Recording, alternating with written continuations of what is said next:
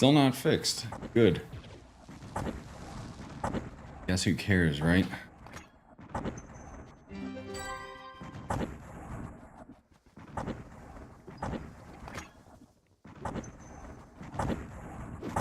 Hey, great. What up? Hey, Diamond. Alright, well, I guess we better start out with Luxian, huh?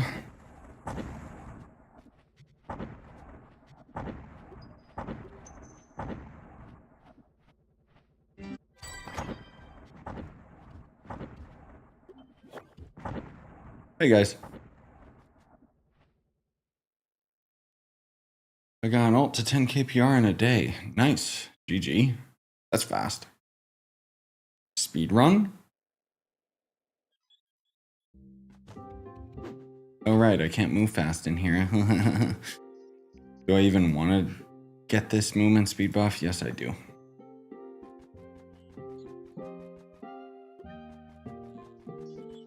Doesn't make that much of a difference, does it? Jeez.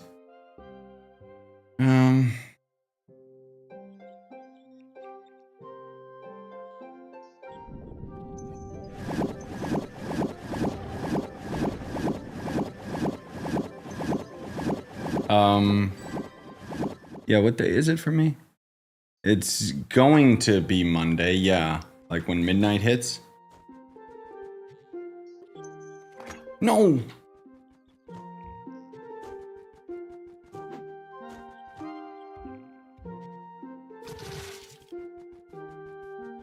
Yeah, I just took yesterday off. Took a couple days off from Trove, actually. I missed a couple days of Luxian and whatever else, which, eh.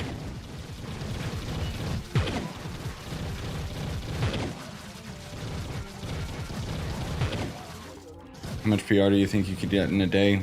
Not much. I have a baby, so I don't get much spare time for anything, honestly.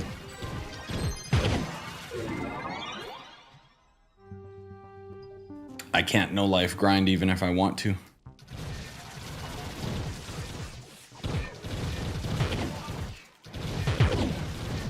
Is there supposed to be something hitting on weekly reset? I don't think so. Other than just, you know, last day of Luxian, lol. Gotta still try and remember to use our pins before before the event's over. So maybe I'll do that, I don't know, tomorrow or something. Just because I gotta get rid of them. Otherwise I'm gonna forget.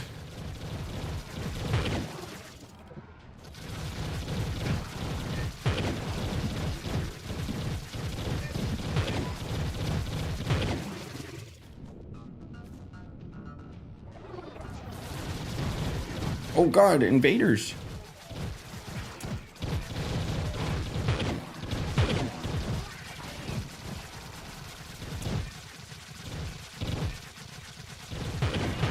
Oh yeah, I wanted to see really quick. Was there anything in the Trove Discord? No, still just that last post about people cheating for Yab Yab.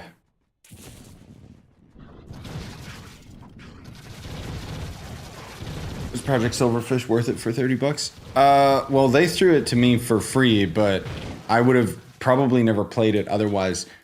I think it was worth it, but you gotta be into that type of game. Like, obviously my video abridged a lot, but if you like Stalker, then yeah, I'd recommend it, because there was a ton of things that I left out, like just in terms of like the sheer volume of discovery and like things that you would come across. I really enjoyed it.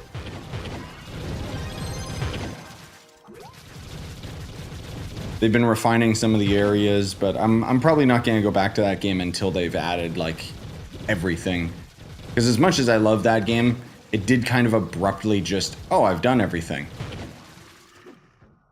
Guess I'll move on. But check other people's reviews, not just mine, you know. Gotta figure out if it's something you're into.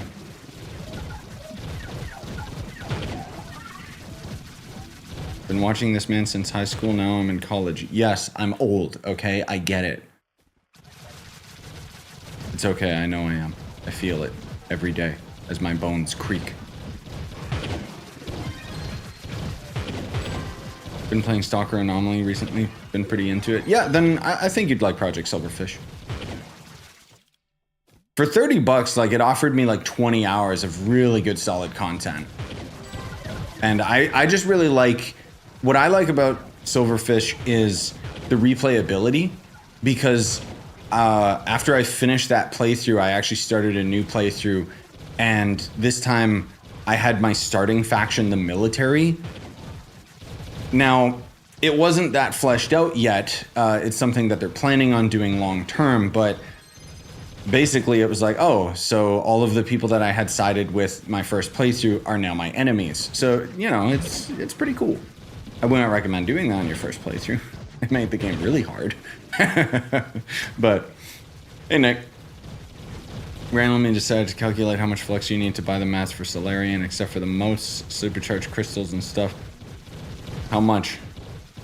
Wasn't it like 80 mil or something like that? Something pretty ridiculous. I remember we calculated it back in the day, but it was something nuts. Will you check out Grounded 2? Nope. Nope. I'm not interested. You want to know why I'm not interested in Grounded 2? One, you know, I'm a little too busy now to play a survival game like that, and obviously I can't, you know, link up with my friends to play the game consistently. But you want to know what the real nail in the coffin is? They're hiding it in the marketing. It's early access. It's not full release. Now, as much as I love Grounded 1, that game took 2 years to get out of early access. So as far as I'm concerned, I'm just waiting until 1.0. I have no interest in starting Grounded in early access again as they drip feed content.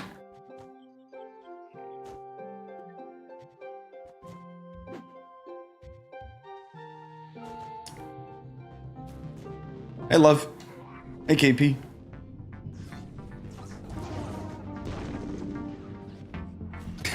No, Benjamin, I know, I'm joking. Yeah, glad you're still around, man. That's crazy. To me, it just feels like, oh, I've been doing this forever, you know? Yeah, Hades is supposed to be having their 1.0 release next update. Hopefully. Fingers crossed.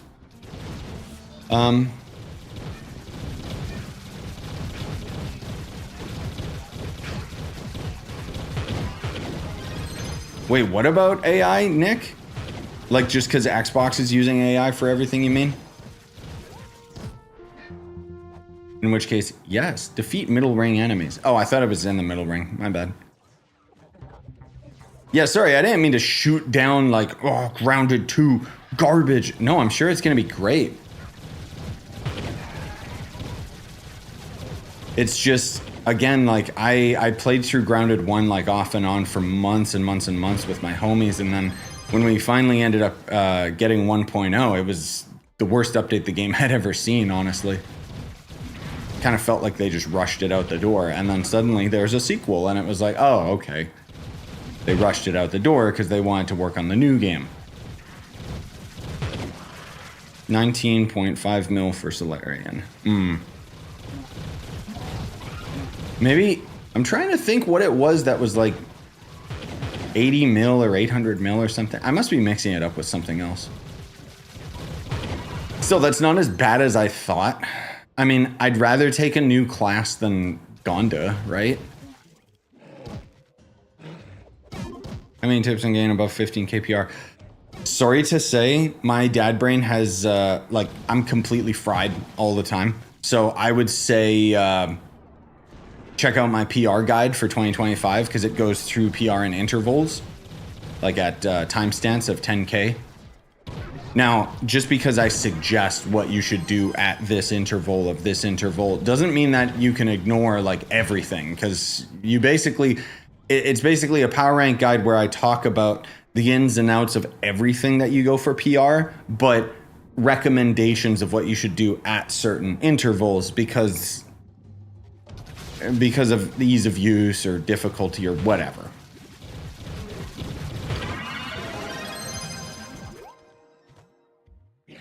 Oh, the Xbox laying off thousands of employees. Yes, I know. And I've seen AI with, with COD lately, and Blizzard, Activision, and stuff. I know. Yeah, if you're taking a stand in terms of like, oh, don't buy Xbox. You don't buy Xbox because they're stupid. But Grounded is an indie studio.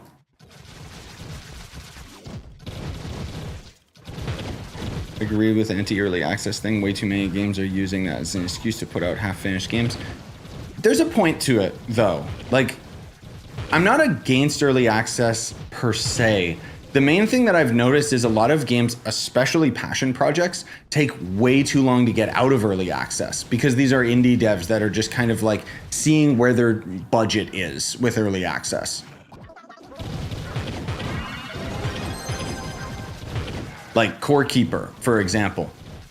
I do not regret buying that game in early access, dude, because there was always something to come back to, you know? But that's also passionate developers.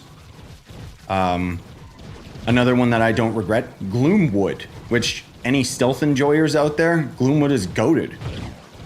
Quite literally, you fight a gigantic goat monster that's invincible. Love that game, but unfortunately, again, it's a passion project and it's an indie dev, which means they can get distracted by things. You know, they gotta deal with their own like personal mental health and so on and so forth. There's a lot to balance as an indie studio, so I get it.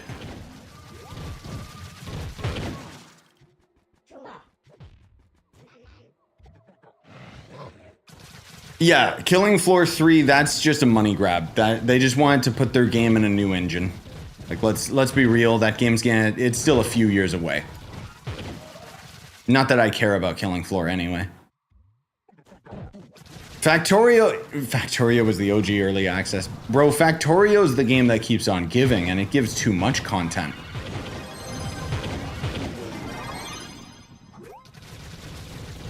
I will not allow myself to start playing that game.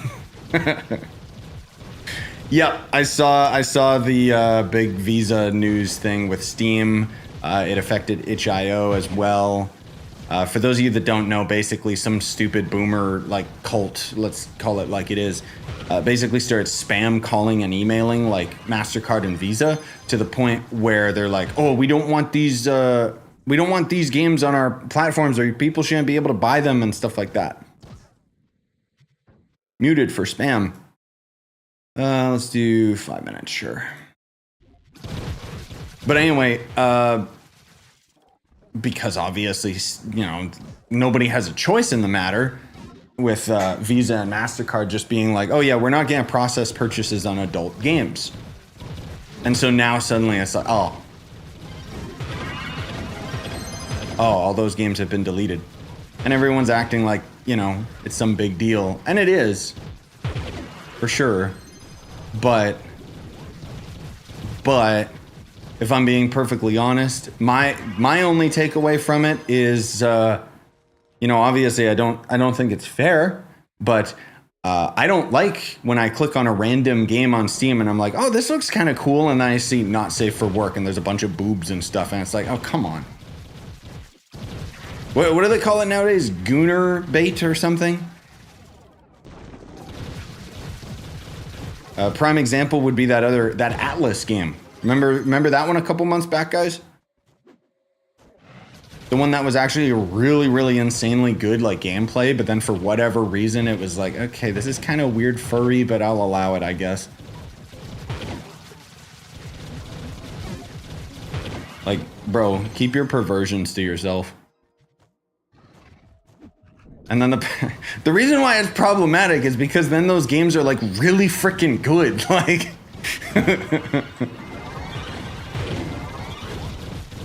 more into Satisfactory than Factorio myself. Yeah, no, I get you. I tried Satisfactory. I did like a one-off video of it just because I had Game Pass at the time, and I get it. Like in terms of the addiction and like trying to have numbers go up and just the factory always growing. But for whatever reason, Factorio was just clicked with me a lot more. Probably because I'm old and I like those types of games.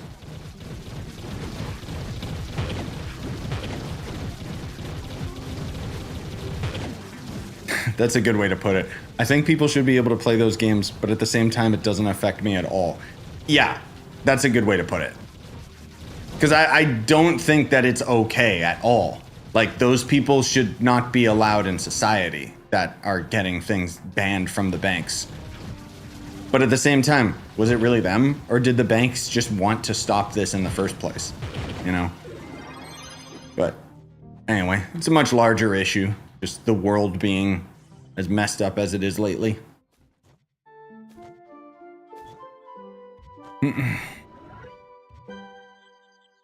Wait, you can turn off explicit content on Steam? Wait, you can do this? I'm gonna have to look that up. Dude, I hate getting it recommended. I'm always like, what is this? Like my top like new trending games. It's always those goon games, and it's like, bro, no. I will have to check that out. I didn't even know that was a thing. I didn't know you could customize your store feed. Unless you're talking about the new beta store feed. The biggest bummer, I think, is people having their games yanked from their libraries without a word. Yeah, because you paid for it, right? Which kind of completely coincides with the law they're trying to pass desperately in the UK. The, oh God, what's it called? Like pay-to-own games? I forget what it's called.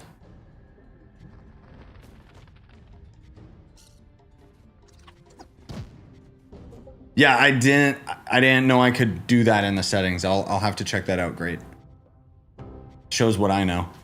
Stop killing games. That's it. Yeah, thank you. That's what the bill is that they're trying to pass. I don't think anyone's gonna do it.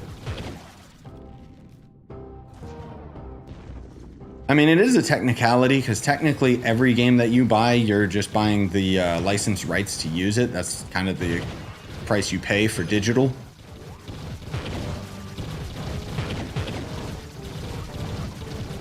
But if that's the case, doesn't that mean that those people can end up either getting a refund from Steam or calling their bank? You know? Like... No, I know... So I know that they ended up hitting their, like the... What is it? Oh my god. The survey number amount or whatever. But the point is a politician gonna sign off on it? The one thing that I thought was really interesting is I saw a buried comment on Stop Killing Games where someone was basically saying like, bro, when you like, you know, when you buy a car, it's technically not your property. Your house is, you know, the land's technically owned by the government, you know, like there's all these different examples that someone was giving where he was just making a point. He wasn't like for or against. He was just saying like, so why video games? Why is this the one people get salty about? Hi, Ray. Yeah, sorry for the mute, but no spam, please.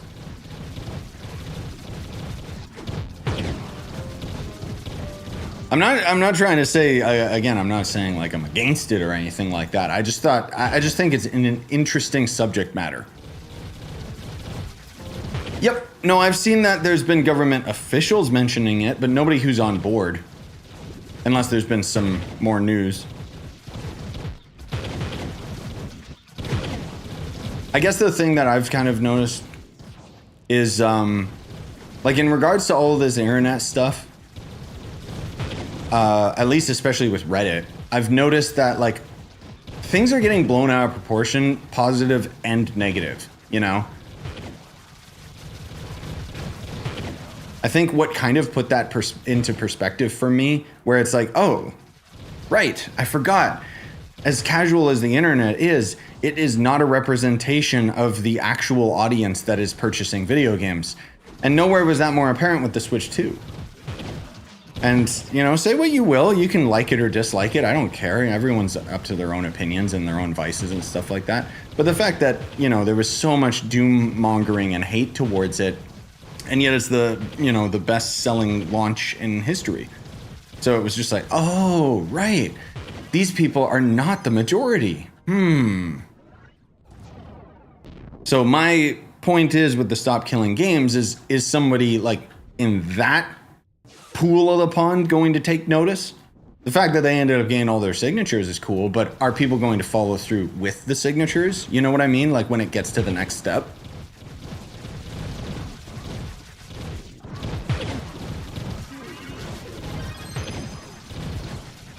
blowing things out of proportion makes it more interesting. I disagree, but I know that the rule of thumb with the average person is yes, exactly. And that's how people are getting their rage bait and, you know, their views and everything like that, which, okay. I get it. I don't like it. As an adult who thinks for himself and has a frontal lobe development.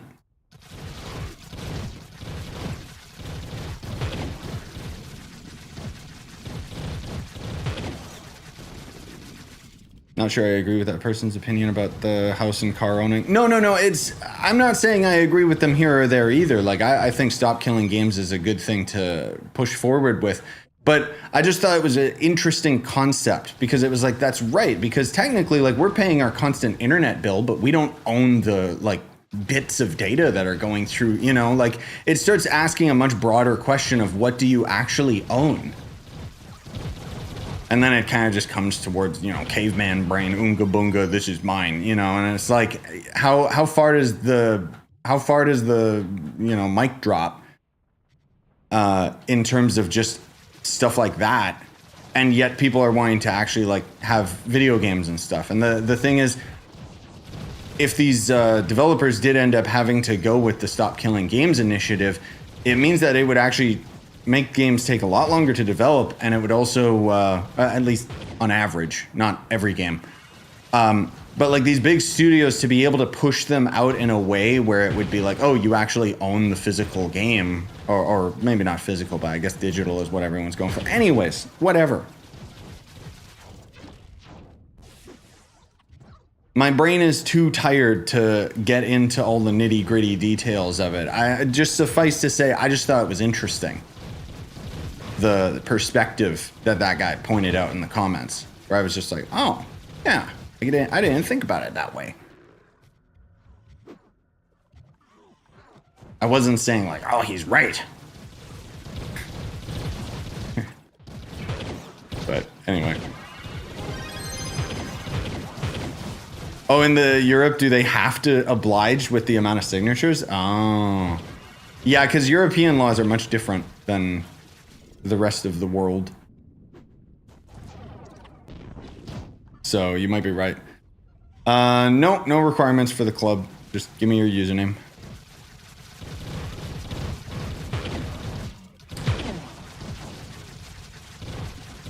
For Stop Killing Games, it's less about licensed stuff, more about games turning off servers of live service. Oh, okay, that makes a lot more sense.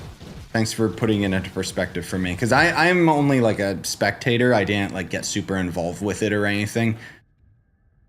Yeah, that makes a lot more sense. But then, yeah, like how would that work though? Because that would mean that it would have to have an offline infrastructure. And that's kind of what I mean, where it's like if a game is designed from the ground up to be an MMO, for example, or, you know, like Trove could arguably be live service. And then the servers go offline one day. Like, I don't know, maybe that's not the point that they're trying to get at, but it just confuses me. Somebody has to host it. Otherwise you'd be playing it online. And I mean, let's be real.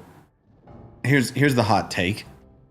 A lot of the people that are trying to do the whole Stop Killing Games initiative are probably people that actually aren't going to be playing most of the games that they're saying, this was removed from my Steam library, you know? Oh, they do want to play solo after servers go down. Okay, yeah, I get it.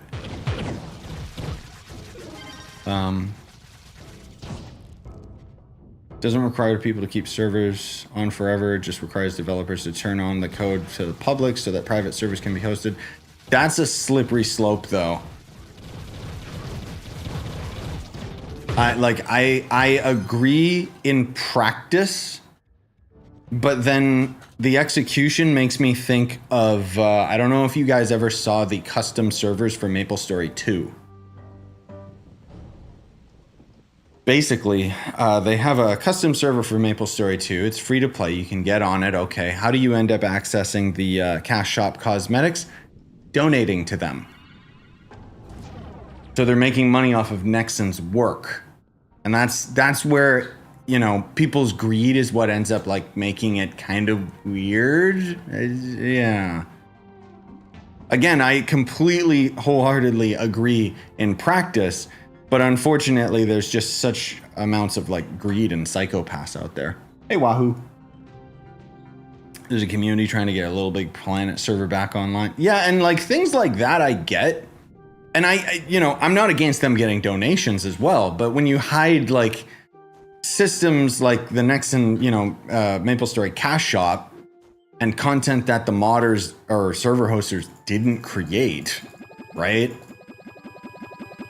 That's kind of the point that I'm getting at. But anyways, excuse me. No, if you're on Switch, you can't end up joining the club.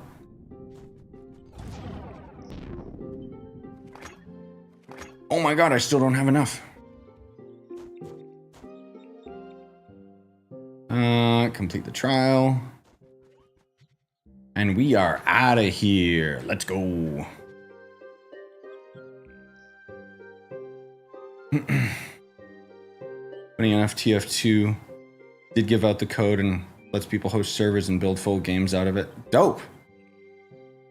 Are you saying Team Fortress 2 or Titanfall 2? I never know anymore.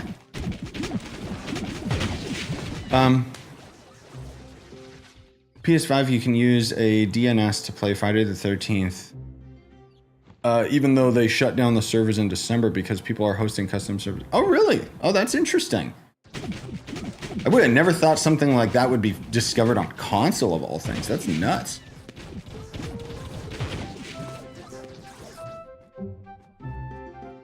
Yeah, Team Fortress, they're under Valve though, right? So that would make sense why they would throw it to the community. But it's an interesting time, I'll say, that we're living in terms of like video games and everything like that. I just think there's a lot of heated discussion around it all. There's a lot of like drama and craziness going on with it all. And I don't know if it's all good, and I don't know if it's all bad either. There's just a lot of weirdness going on in the world. Well, going on in the world, and you know, idiots are always the loudest, so. Drops do not only work for PC, no, they work on console as well, but it's a pretty stupid system. Oh, gold chaos chest. I can't tell you 100% how to do it, Silver, on the Twitch side of things. I know you have to connect your Glyph account with, say, for example, your PlayStation account, but then you also have to connect that with like your Trove, and there's a lot to it that most people have figured out, but I don't know. I'd say Google it, but Google's wrong about everything lately. Oh, I tried, somebody mentioned during the last stream the Brave instead of DuckDuckGo. Yeah, that's a pretty good search engine. At least for now. My brother has led me on to the power of ChatGPT. Like I've dabbled in it more recently, but I never like used it properly. And he was explaining to me, it's like, you know, it's something that you get used to doing, and then once you do, ooh. The example is, you know, he and his wife ended up getting a house, and then they were trying to set up their garage with his car so he could press the button and have the garage door open. And at first he was like, oh, well, guess I'm going to Google it and have to spend like a day learning how this all works and stuff. And you know, we've all been there in terms of like other life experiences. But instead he used ChatGPT, where he's like, how does this door work? And then it asks, what's the model? He tells them the model. It tells him how the door works. How do I set it up with my car? And he punches in the information of what vehicle he's using. And then ChatGPT is just like, you'll have to use a remote. And he's like, where can I buy the remote? And oh, you can buy it on Amazon and stuff. Is there anywhere local? Yes, right over here. And it was just like, dang, dude. I never thought to use it like that. He was even saying how one of his buddies at work was saying how he uses ChatGPT for recipes, and I thought, okay, yeah, I get it. Okay, you know, what ingredients should I go out and buy? And he's like, no.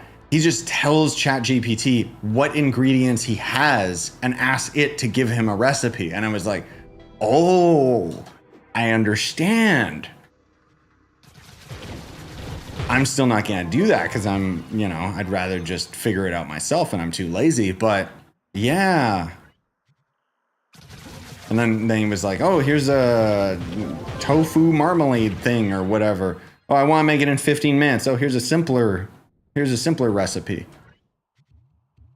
It was just interesting and kind of blew my mind because it was like, oh, I've been just barely using it to touch up like scripts for my reviews and stuff like that. I don't go overboard with it. I type out my entire review and then basically say, clean it up, make it shorter, while carrying the same tone. And so far it's been doing a pretty good job. Anyways, there's a new task manager thing where it can be allowed to do things on your PC. Doesn't task manager always do things on your PC? If you tell it to close something, it's gonna do something on your PC. What do you mean? I don't understand. No, cross save's never gonna happen. Like it can control your mouse. Oh, ChatGPT can do that? Wait, really? I'm trying to think of the practicality of that. I guess if you really like, let's be real, okay? Let's clear the air here. ChatGPT, Google's AI, like whatever the AI is, it's all about data acquisition, okay? I'm not in denial about that. So it controlling your mouse is like, yeah. I could see if like somebody's really struggling with something and you tell ChatGPT, oh, can you clean this up or do this with the mouse for me? Can you get sick frags on Counter-Strike? You know, stuff like that. Yeah, I guess I should also mention again, as always, we are doing multi-stream here on Twitch and YouTube. Twitch does have the drops, guys, and as far as I know, they're gone in a couple days. And I don't know how often I'm going to be able to stream over these next few days, but we'll see. It says it can do shopping, Excel sheets, Word documents, stuff like that. Oh. See, that would be really handy if I actually knew what that like entailed and how to use that, but that sounds more complicated than just figuring things out myself. AI is a powerful tool, man. It really is. It's just whether it's going to be used for good or evil. And in Microsoft's case, evil, 100%. But I don't want to hijack another live stream talking about AI and stuff. Most of all, like it just, whenever I hear all those stories about like what AI is doing and all the things that people are using for it, and it's just like, oh man, that gets me scared when baby Leon's growing up. And then I realized, oh wait, that's just fear mongering. Like that's, you know, conspiracy theory. Like, no.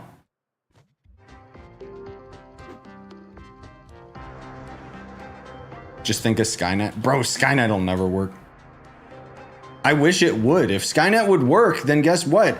All of our funds would just be like siphoned out and suddenly we wouldn't have to do jobs anymore. Think about it. Wouldn't it be great? Realistically, you want to know what happens with Skynet? Oh, do. Here I am drinking my coffee. Oops, I spilt it on the Skynet computer. It just died. Oh, there's a Terminator. Splash. Oh.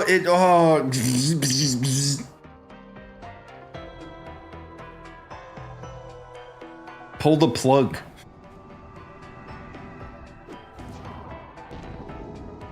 Baby Leon's gonna be an iPad kid. Nah, we're not gonna get him an iPad.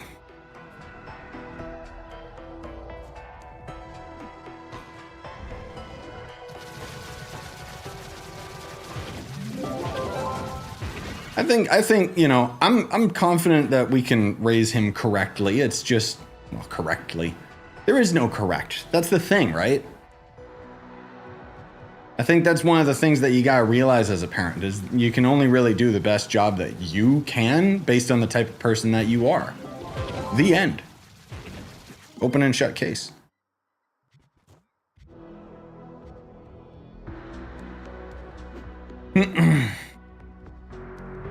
Yeah, I got the new Fluxion Dragon like last month or something. which I already had a video showcasing it. I still gotta get that stupid Sundered Uplands dragon, but it's so boring doing towers, dude. I like doing these cakes. What do you think about the Sage Bug in Delves? What? A Sage Bug? What are you talking about? Like a trick to make Ice Sage like ultra powerful and one-shot everything? I don't know. Get it fixed? Yeah, I have a Cyberpunk series on the channel already.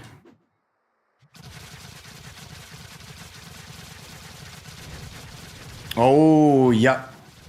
Spill coffee on Arnold. He comes back even stronger. Plot armor. Mm-hmm.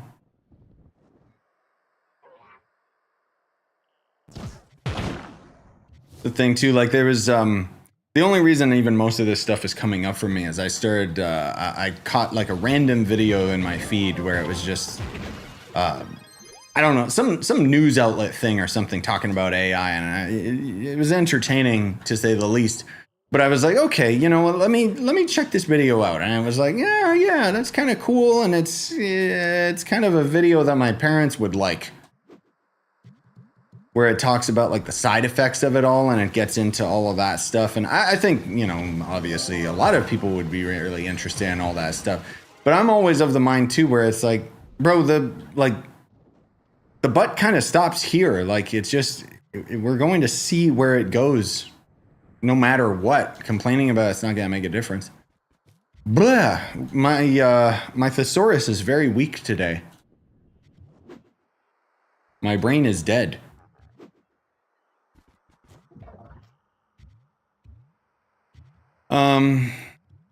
Sage Bug boosts light and allows practically every delve level to be beaten. Nice, cool. Tell me how to do it, so I can max out the depths.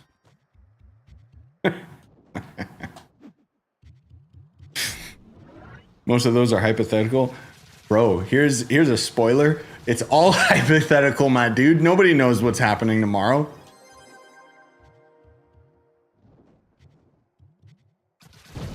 But that's how people's brains work, you know, like our hunter-gatherer brain is always trying to prepare for the future. And it's like, no, you gotta really struggle to turn that off. You gotta teach yourself to just worry about the now, you know, to just think about the moment.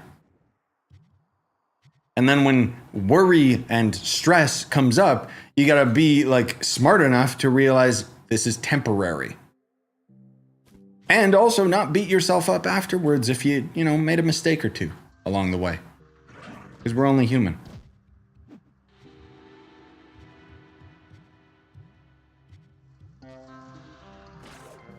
No, you're right. Yep. You're right. Let's light a barrel on fire, get some canned beans, and we'll just camp out the apocalypse. Because AI's already taken over. We already saw what happened with Microsoft. Yep. And then you want to know what actually happened with Microsoft, guys? You remember the Outer Wilds, where they suddenly decided they were going to charge $80 for it? They went back on that. So, yeah, maybe the company's not as invincible as they thought.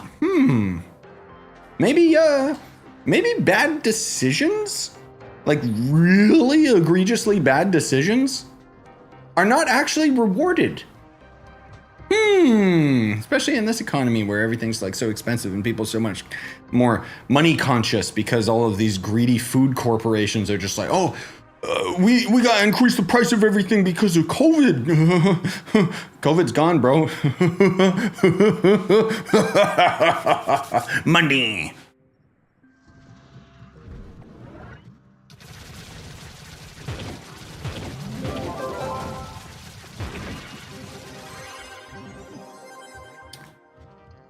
Find it odd that your most viewed video is Mario multiplayer mod. It was a different time. I'm gonna be real, YouTube is not really the way that it used to be, okay? Nowadays, like, here's the thing that kind of, why I took a couple of days off. I know I shouldn't even get into this stuff, but if I'm being perfectly honest, with how well the channel's been doing this past month, because, you know, all the Trove stuff going on, and me just, I think as a content creator, kind of, you know, getting to the point where it's like, oh, you know, do stream highlights, do this, do that. Like, I think, you know, I'm starting to kind of level up, as it were, and come into my own in terms of my way of doing things. And, you know, the vlogs and everything like that, like, everyone's been very positively receptive towards everything. And then I saw my paycheck. And it was not good. It was just as bad as last month. And that's where I realized, oh, it doesn't matter how hard you work. YouTube bottlenecks you. This platform's not what it was when I first started. So that's why, in my opinion, I think that's why the Mario videos are still the most popular, because, frankly speaking, the algorithm worked better back then.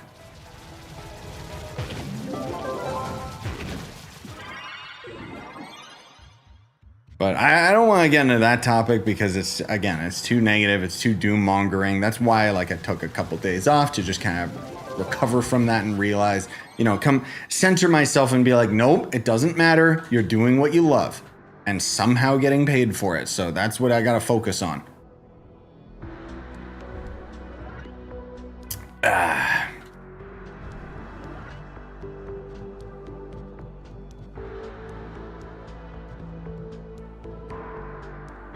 Wait, what about Bonanza? I want Bonanza. Yes, please. Currently just waiting for the reset to happen so that I can do my weeklies. Really hope I get a 3-star. Oh, because you're still looking for the right gem. Yeah. Also, don't think I forgot about Bonanza. Brother. I may have... I may have bitten off a little more than I can chew. Because... I finally started a new file on Donkey Kong Bonanza, and I thought to myself, I think I can actually beat the game without grabbing a single banana, because technically they're all optional. And at first I was really excited about the concept and the idea, and then I thought, that means I never get a single upgrade, which means the late game bosses will one-shot me. So... I might still do it, but yeah, that would make those bosses more challenging, that's for sure. Because it would basically become a hitless run halfway through the game.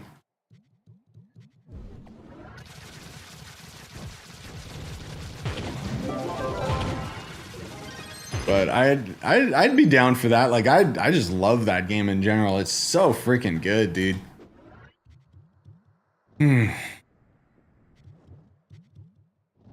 Oh, the leaderboards for the delves? Oh, like that light bug or whatever it is, because people will be way too deep in the delves. Yeah.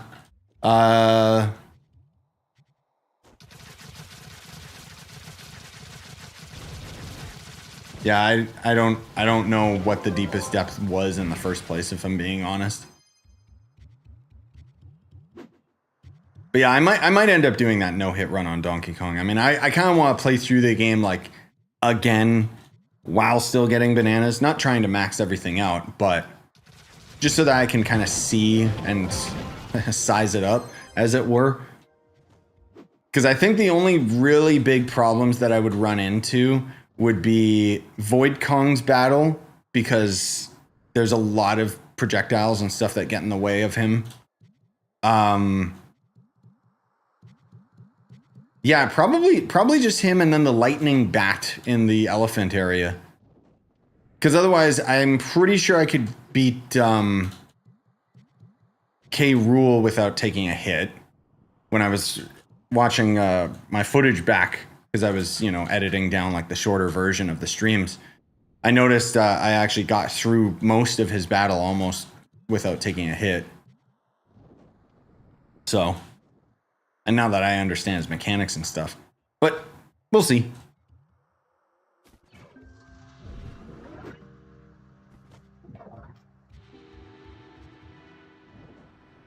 Frankly speaking, I've talked about this before. Okay. My plan right now, as far as, oh, what's the next game you're going to play? I'm kind of waiting because there's a couple things that are up in the air for August. Because as of right now, like, there's not, I don't think there's a single game in August, unless I'm forgetting something that I'm like really keeping an eye on. I know we've got Gamescom. There's still a potential Nintendo Direct this month. Yeah, right. But we still don't have a release date for Metroid Prime. And, you know, there's a couple other things that could surprise us, basically. And so I'm low-key waiting before I'm like, okay, I'm going to play through Donkey Kong again. And then suddenly it'll be like, oh, no, here's Metroid. Play that instead. Oh, whoops.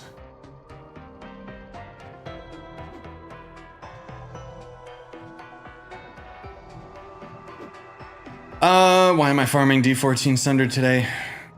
Basically, D14 apparently is what can, like, very rarely you can drop the Phoenix motes from 1 stars or something. Maybe it's only 3 stars. I don't know.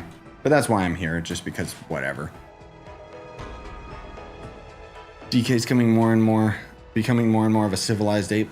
First a professional tie. Now the trousers and suspenders. I know. He's grown up so fast. Not really.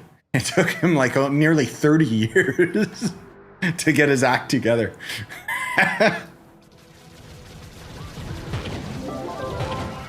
Oh, you've got a Phoenix mode from a 1 star as well. Great. Okay.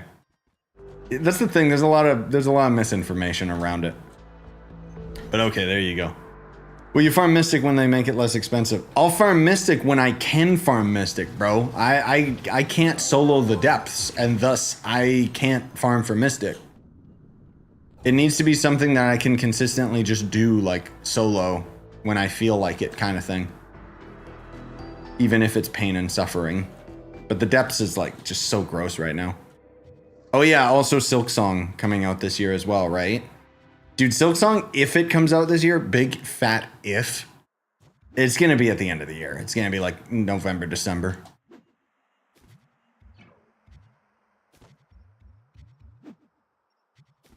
Again, I'm still just waiting on Metroid, bro. I'm so pumped for that game. I really hope I don't know if it's going to be as good as Donkey Kong. That game is like, I can't believe that game exists. I'm not even kidding. Like, it's so freaking good. What do you think about Bitcraft? What do I think about Bitcraft? Thank you, Rent, for asking this question so that I can dig this game's grave right now. So Bitcraft, for those of you that don't know, is this, it kind of looks like, you know, it's an MMO kind of thing. They ended up having a play test on PC. It was a game that a lot of us were kind of keeping our eyes on because MMO gamers like us are desperate for a new game. So Bitcraft ended up having their test, and it was one of the most boring, arduous games I've ever played with the worst performance I have ever experienced, and something that nobody is pointing out. Here's the big thing, guys. This is the big secret about Bitcraft. Nobody's talking about it because nobody went through their terms of service document. But I did. Man, let me adjust my nerd goggles here. Bitcraft is being designed first and foremost as a mobile game. In their terms of service, they talk about it being a mobile game, having mobile purchases and stuff that basically lets you skip progression, talking about no refunds. All of that stuff is sitting there. And nobody I've seen talking about that game seems to have even the slightest hint is mobile slop. That's why the game played like crap on PC. And that's why it's not optimized. That's why you're sitting there waiting for crafting timers. It's a mobile game.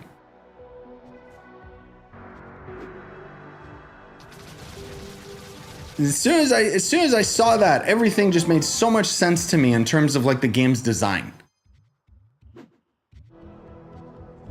I'm not gonna say I wasn't disappointed, because again, you know, I was waiting months to play that game as well. But there you go. Sorry to ruin it.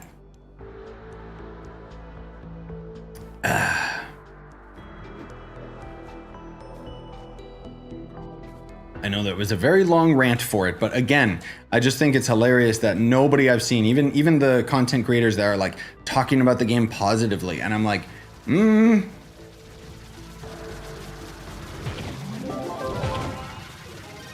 because it felt like a mobile game. That was the thing, like beyond, you know, it being unoptimized slop, whatever. But it definitely felt like a mobile game with the way that the UI was set up. It was clearly meant for a touchscreen and all that, you know.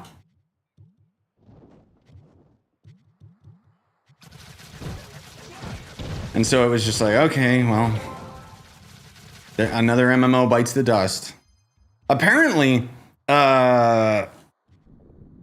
Blue Protocol is still coming out, even though it got like canceled, but now it's like coming out again, and apparently you can sign up for the beta and stuff. It's just, okay.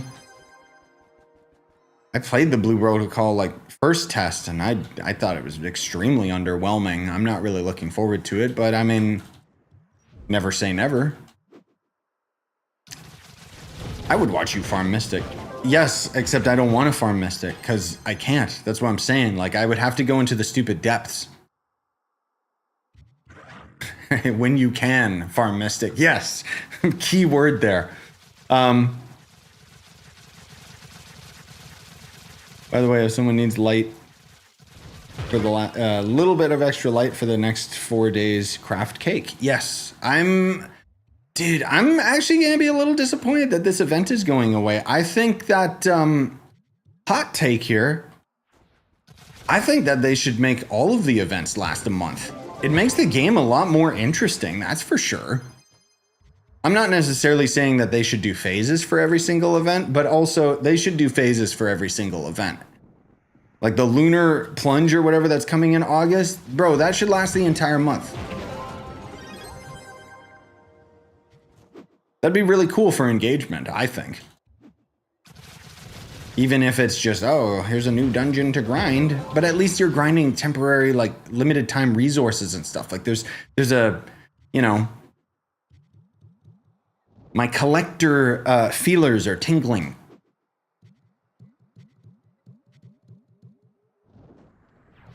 Which they just left the cake? Is it something you can finally use the electro crystals on? Wait, huh? On these? What do you mean? Do you feed the cake electro crystals? Oh, you're talking about the crafted food that I don't craft because I'm like, I never use food items. Right. Yeah. That makes so much more sense. Oh, side note. I don't know if you guys saw all the, I shouldn't be talking about this, the Battlefield 6 stuff. Womp womp. It's EA, so I don't have my hopes up. The top comment was beautiful. There's a comment on the most recent Battlefield 6 trailer. Remember, no pre-orders, with 200,000 likes on it. And then I saw a bunch of news outlets steal that as if it was their own joke or meme on Twitter. So I kept like dogging on them saying, this isn't your quote, you stole it. But anyways, no one cares. Point is that apparently they're supposed to have a multiplayer trailer soon, and then maybe they're going to end up having like a beta in August or something. If it's going to end up being like a more old school like Battlefield, I'd be down for it, because I used to love Battlefield back in the day. You know, when it was actually good. But it's EA, so I don't expect it. And I don't think there's much, like there's a lot of hype for Battlefield with the super casual market, but I don't think gamers really care that much because it's like the last few Battlefield games have been such garbage.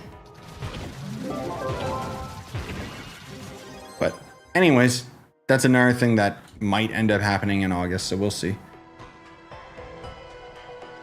The Sunfest cake gives the most light out of all the foods. Yeah, I forgot that the food was even there, if I'm being honest, because I always just used it for the event thing.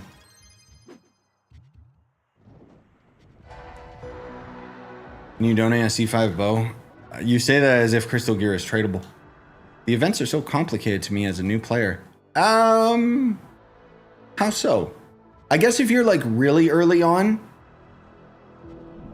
And frankly speaking, because of the description of some of these is like just dead wrong. Yeah, I could see that. Especially because the game itself doesn't break the fourth wall and explain to the player like some of this stuff. Like, I get it. Yeah, I could see that. Because that's the thing, like, as much as they're trying to keep it all in lore and everything like that, I personally would always be of the mind, like, just explain what you gotta do. Just tell the player. Like, the last thing we want to do is think.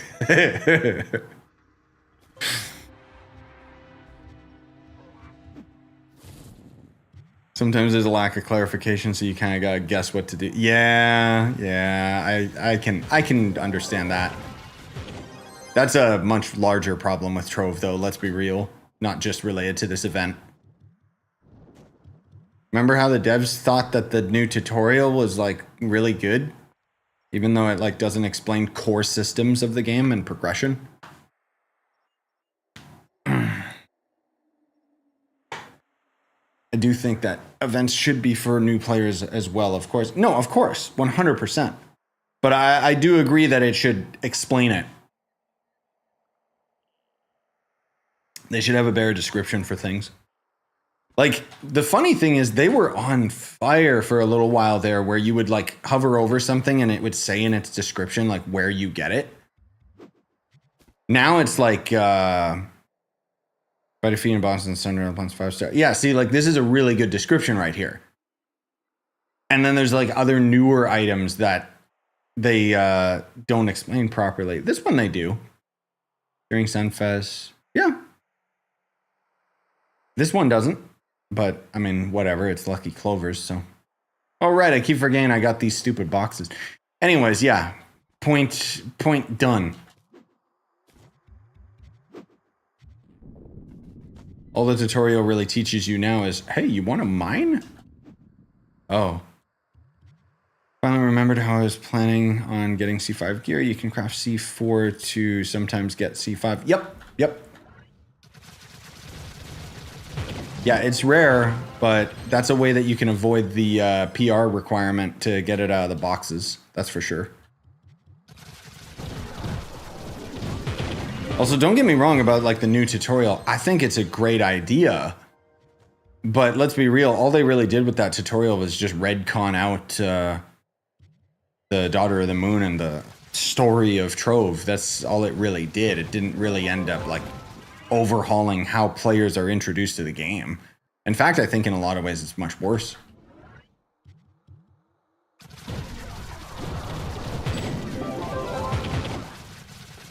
They should, you know, maybe they should consult someone who's made thousands of tutorials on their video game.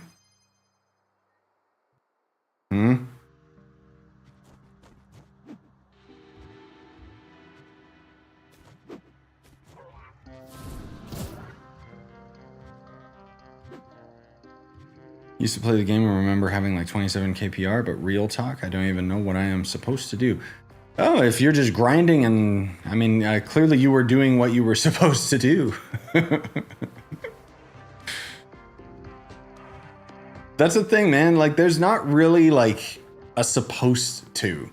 It's just a divide between, do you want to do delves or do you want to end up doing dungeons? That's about it, honestly. Like, when you break it down, that's kind of all the game has.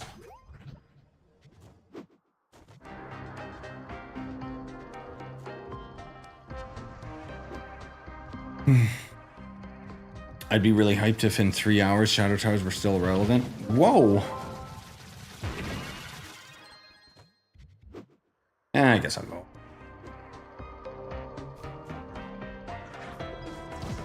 I still think that they should have like a Shadow Tower delve, man. Come on. Just do it. Hey, Azure. What up?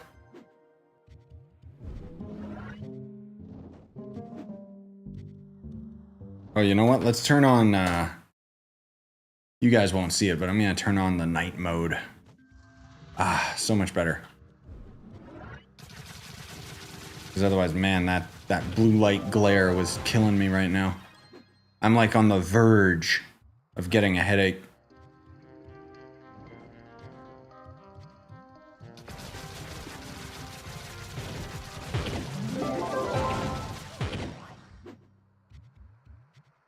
Yeah, the thing too, like, if I can double back to like real talk about like, you know, oh, wanting to play Donkey Kong and having to be careful on my schedule and all that stuff. Honestly, I just don't have the time, man. Like I was thinking about it the other day and it was like, okay, so I'm still dedicating like maybe around like 8 hours towards like my YouTube and stuff, because if I end up getting to work at around like say 10 p.m. my time, work till 4 in the morning, but I don't always get to work around that time. You know? And on top of that, like I'm not used to having such a rigid schedule, so sometimes it's like, oh, I'm just not in the mood, but I gotta force myself to or something. Woe is me, Mr. YouTube plays video games for a living, complains about his paycheck, you know? Like, I don't feel like I can justify my complaints, but at the same time,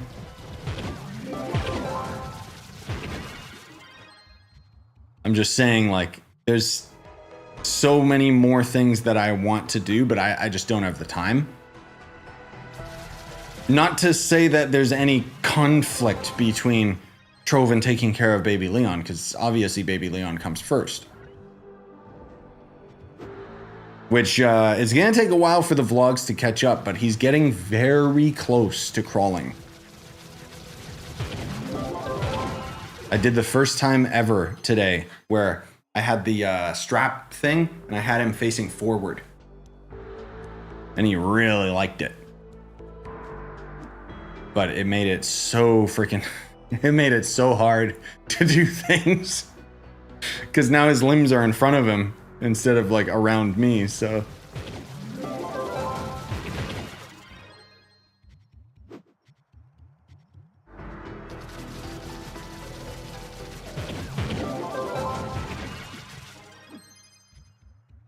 Is Trove still worth playing nowadays? Yes. Bro, why did you leave? Check out my State of Trove 2025. That'll give you a good summary of some of the more recent events and most of all the most notable thing, which is no more lag.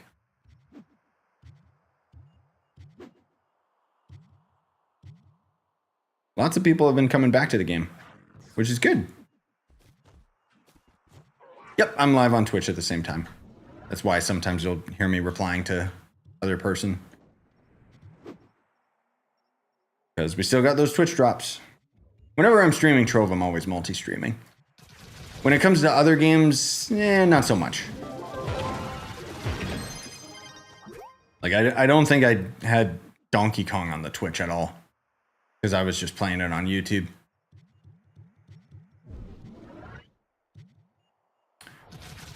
On PlayStation, lag and rubber banding has never been worse. And now it's horrendous. Let me guess, you're on the EU PlayStation servers? I only ask because I will say there is a very low percentage chance, but some people have reported that to me, that it's really bad. And the new servers haven't made a difference. For the majority of people, it seems like it's so much better. Oh, you are in North America? Okay. Interesting. Yeah, I wonder what is taken into account that, like, has affected some people. It seems like most of the issues are on PlayStation, though, which is weird. Maybe it's a Sony thing. I don't know. But again, like, I don't mean to... It's not like I'm trying to undermine you guys. It's just the majority of people generally, oh, the servers are fantastic. Just as a generalized answer. My Twitch is in my description, but otherwise it's just Scyushi Live. Because some scumbag stole Scyushi and Twitch doesn't have a thing where creators can get their names. Yeah, I mean, for all we know, it might be on the user side. It might just be where you are in the world or your distance from the Trove server. You know, like, who knows? there seems to be a bunch of people. I don't know why I was gonna say penises doing this tower, so I think we will indulge.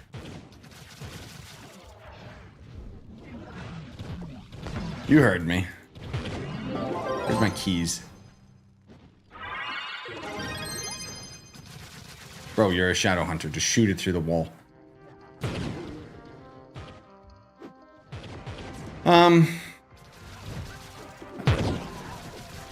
Oh, I see. I left for a variety of reasons, like having to pay for character. I mean, you can craft most classes like for super cheap nowadays, honestly.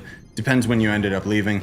But yeah, if you didn't find the game fun, then why are you even bothering wondering if you should come back? If you don't find it fun, then you don't find it fun.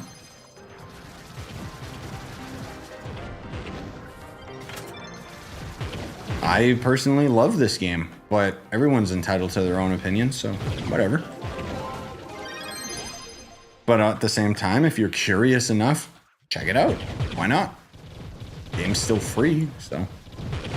I'm in Asia, and the servers are absolutely amazing. Nice.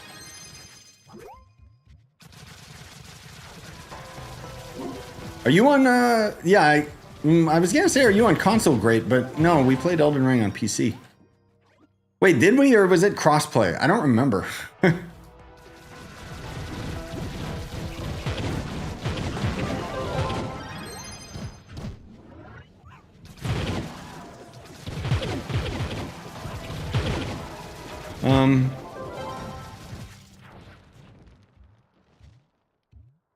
The amount of time I stopped playing... Oh, sorry, boss. Stopped playing due to rubber banding. Is unaccountable. Since I came back, I've rubber banded maybe twice. Yeah, and it's very minor rubber banding too, right? I've rubber banded twice as well, but even then it was like, not a whoop, and then I teleport down. It was just, oh, I walked in here and then went whoop, right back here to the door. That was it.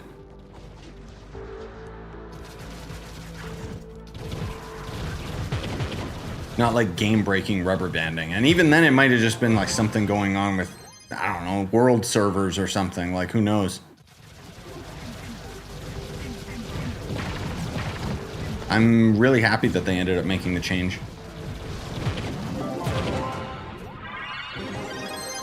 Still hoping we get like a new class or something, or some other big update this year, because there is supposed to be a third thing that they're working on beyond the blocking and mystic gems. But anyway, we've killed those topics.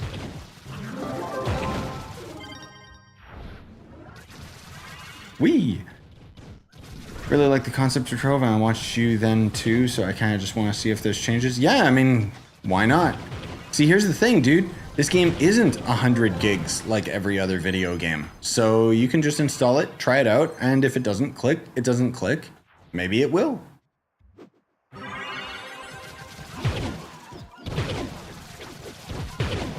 It's kind of where my mentality's been lately. I've been reinstalling a lot of like older games and just kind of slowly chipping away at them myself, just because it was like, oh yeah, I want to see the updates that happened with this game. There's enough content now. The only difference is I don't end up like trying to explore absolutely every corner, and instead just kind of play through the game like more roughly.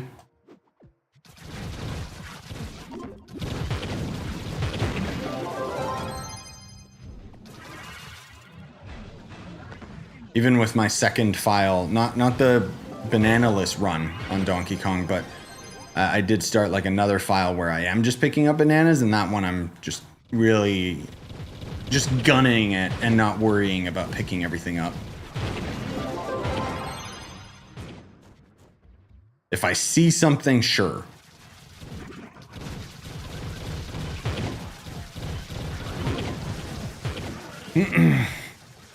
Want to play Donkey Kong Country 2? I wonder, I know you probably, I don't know if you got the Switch stuff, but I wonder if you can play it online, I think, with the SNES thing. Come to think of it. As much as I love that game, oh my god, it was hard.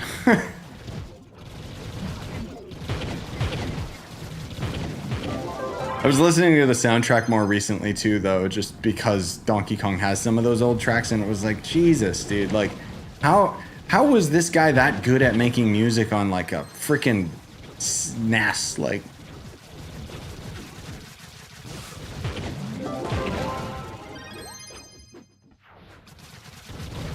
I still love the new Bananza tracks though. Also, now that I think about it, I don't hit the world border either. Yeah, like the chunk errors. No, I don't think I've hit one. I got close, but to be fair, it's always kept one step ahead of me.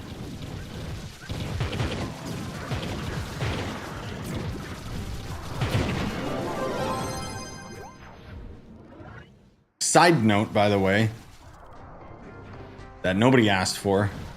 Apparently this year is Mario's 40th anniversary, so a lot of people are suspecting that they'll have like a new like 3D All-Stars bundle or something. Maybe with Galaxy 2 and Odyssey or something, who knows. I'd buy that, just to collect it. Played Trove when I was 13, still stuck 27 KPR in both of my accounts on console and PC. That is where it starts slowing down in terms of PR gathering. It most of all gets extremely time gated around like the 40K mark, because that's where suddenly mastery, dragons, all this other crap comes into account.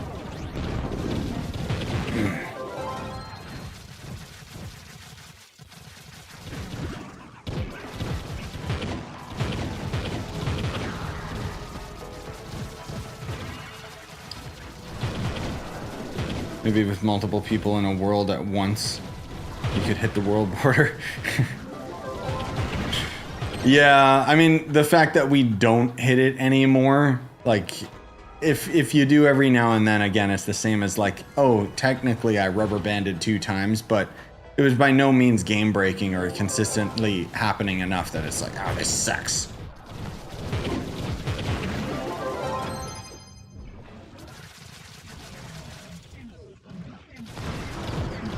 Speaking of Donkey Kong, die, DK, die.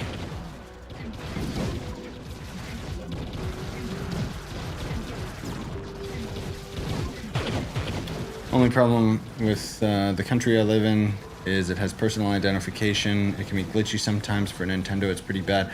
Oh, just what's that thing people are doing? Just use the Norman Reedus like face off of Death Stranding to bypass it.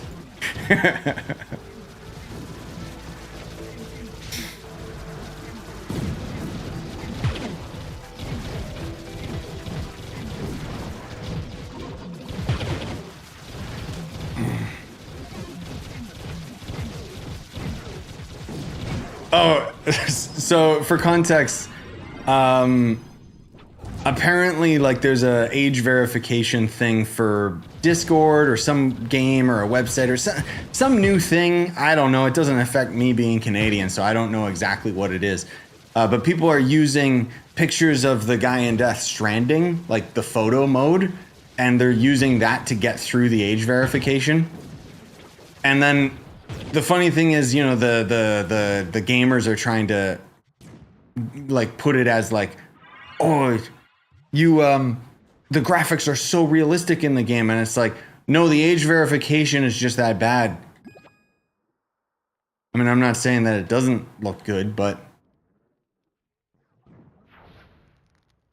how would I get higher PR?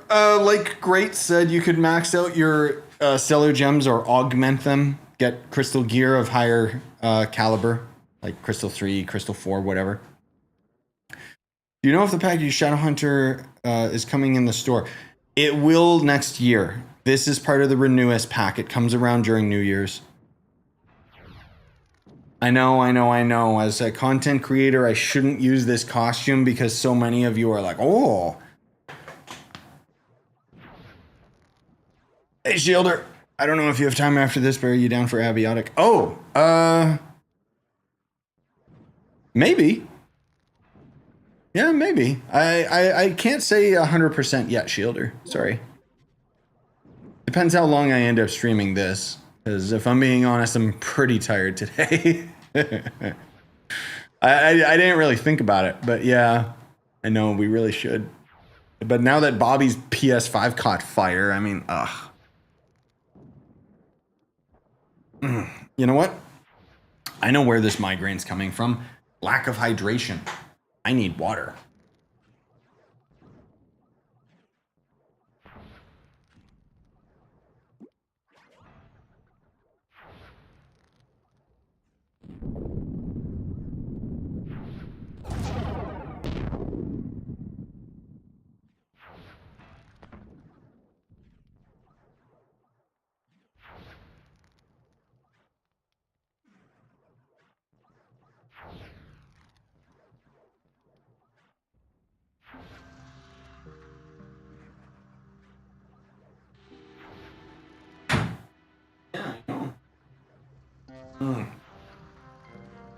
I guess I should try and turn on dog cam, huh? Oh, right. Copying files off my phone. Those finish?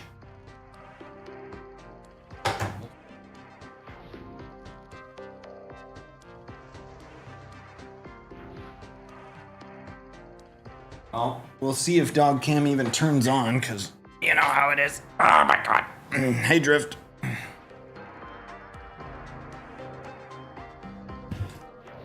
Okay, where was I going?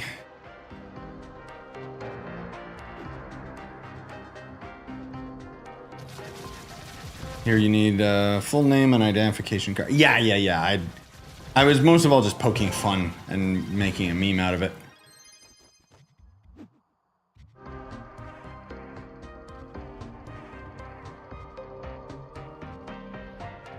But yeah, we'll see Shielder just because, like, I'm in a bit of a sticky situation here because I'm pretty tired.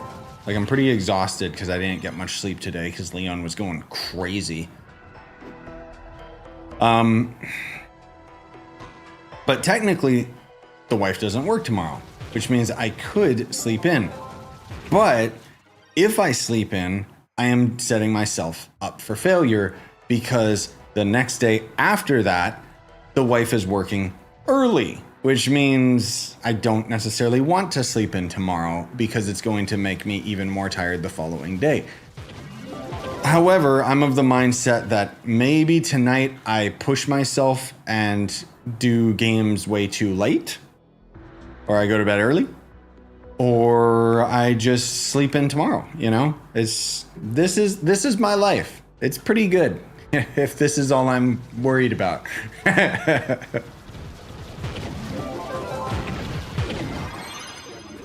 Oh, will I get enough sleep?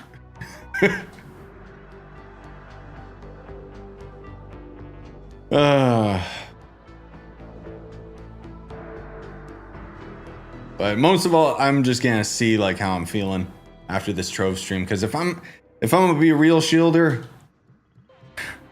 I really want to play through Abiotic, but at the same time, my desire to replay through Donkey Kong is a lot higher. So I kind of wanted to play that tonight. Especially now with a bananaless run, I think could be interesting. But again, we'll see. We'll just play it by ear.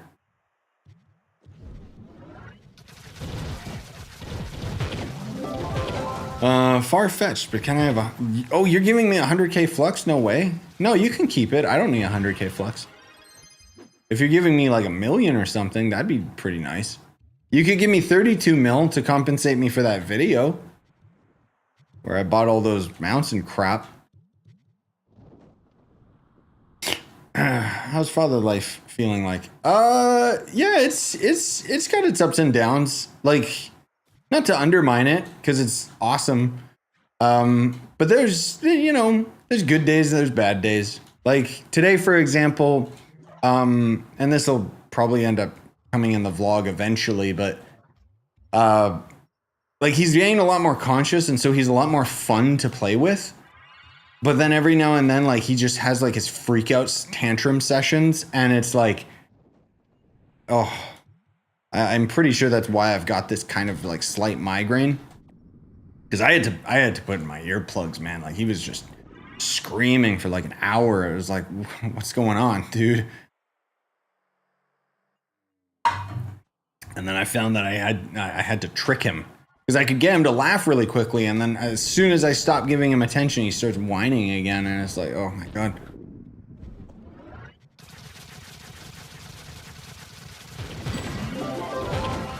Be a lot better when he can communicate.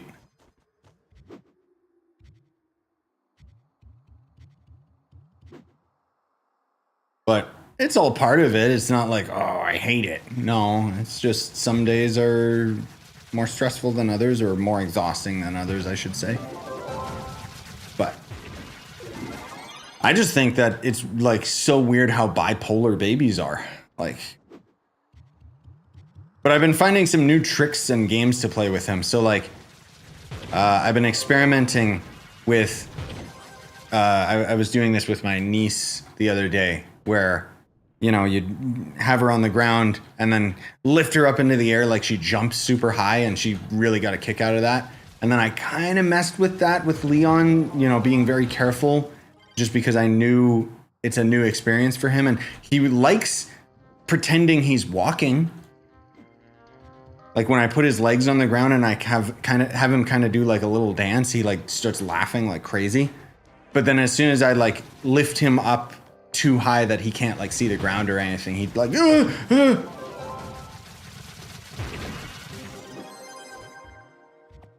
So it was like, oh, okay, I won't do that. Not like I threw him up in the air or anything, just, you know, just slowly. But again, like, it's just, yeah, it's just being a dad. That's just how it'd be. Pretty normal, I would say. Outside of me, like, just being the freak that I am, the ADD, like, super positive, optimistic weirdo that I am, where it's like, good vibes all the time kind of thing. That's probably why I'm like super exhausted, because like I know that like as a parent I'm probably giving him like more attention than an average parent would give. I don't know, just maybe that'll end up going away, but I just think whenever I see like other people with their kids, you know, they're always like so used to them that they just don't really care, kind of thing. And I mean, nothing wrong with that, like I get it. But for me, I think like where it becomes exhausting is I do put myself out there all the time and just keep going for it. But that's also just the type of person that I am. I'll give 100% to whatever the hell I'm doing, for better or worse. Anyways, what are you saying about dupe?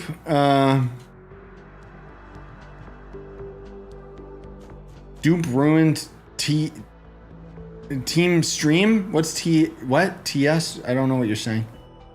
Is this game worth playing anymore? No. I don't know what answer you're looking for, man. Is it worth playing for you? There's a reason I'm still playing it, because I still love it. Always have, always will. But why did you move on? Maybe you don't like it. Maybe it's not for you. Just like how that Expeditions game, Expedition 33 is not a game for me, but tons of people are saying it's going to be game of the year. I personally thought that game was garbage, but that's just my opinion. So as far as like, should you play Trove? I mean, just figure that out for yourself.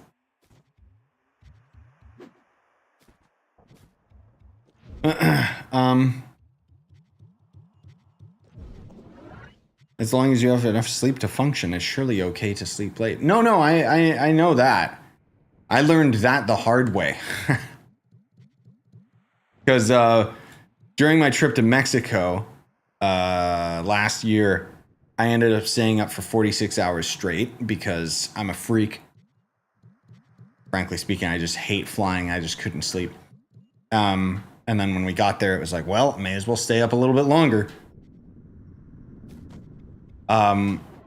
So that was where I knew, okay, so I can still just stay up as long as I actually need to, whatever. And then when baby Leon was born and you literally only get like 3 hours sleep between feeding sessions, that was rough. And that was just like, oh, okay. You realize how you only really need like a couple hours sleep just for basic function. Because I still remember, even with my cousin, he still got his newborn. And they're still in the early phases where a baby doesn't sleep much. And they got to feed constantly. And I was telling him, like, even before the baby was born, it's like, bro, the crazy thing is you'll sleep for like an hour. And it makes such a difference. It's traumatic, dude. Like, I don't think I'll forget that. But now that, you know, it's like, I think as a new parent, you kind of realize like your limits and you kind of realize like, oh, I can do this. And so that's where it's like, we definitely want to have more kids. And I most of all, like, I think it's going to be worth it in the long run. Cause I want baby Leon to have siblings. Like, I don't want him to grow up alone. Cause I grew up with, you know, I only had my brother, but we had like tons of cousins. And it was like, that's the only thing that I kind of hope he can even like slightly get, you know? But anyways. Oh, you're talking about dupes on console, and yeah, I know. Old news, but I know. They took care of it as much as they could. They have dealt with a lot of the duping and so on and so forth. The problem is that the economy moves a lot slower on console, so a lot of the duped stuff hasn't been taken out of circulation yet.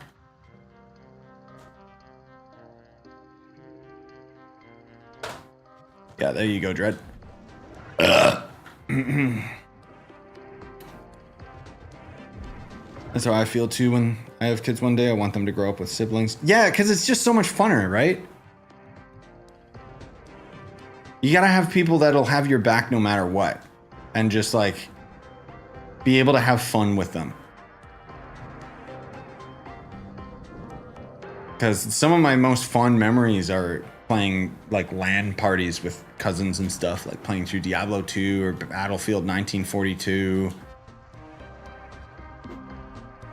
Getting into Halo, getting into MMOs with my buddies, and then actually like having them all join us. Like, so many of us got into like MMOs early on. And it was just like, man, that's the one thing that I'll say I kind of low-key miss about adult life, because when we ended up like moving out of our hometown to here on the island, you know, obviously we had to say goodbye to a lot of our like personal friends. And so now it's like all my friends are online now. Like, I've cultivated a new friend group and everything like that. And that's awesome and it's all great and everything like that. But sometimes I miss like just going out and hanging out with people, you know? But it's way too much effort to try and like make friends past like a certain point. Something that a lot of people don't talk about, because a lot of people will either make their friends like through their teen years or through school or whatever, or through work. That's the thing too. But my work is isolated. You know, I don't meet people. I like people, but I can also be the polar opposite and find them to be exhausting. So it's whatever. Just every now and then it's like, oh man, I want to be social.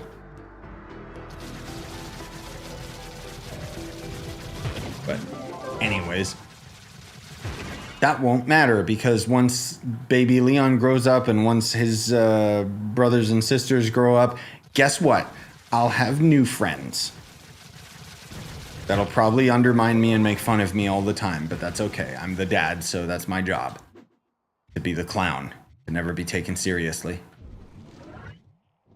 And I can cry about it. To you guys.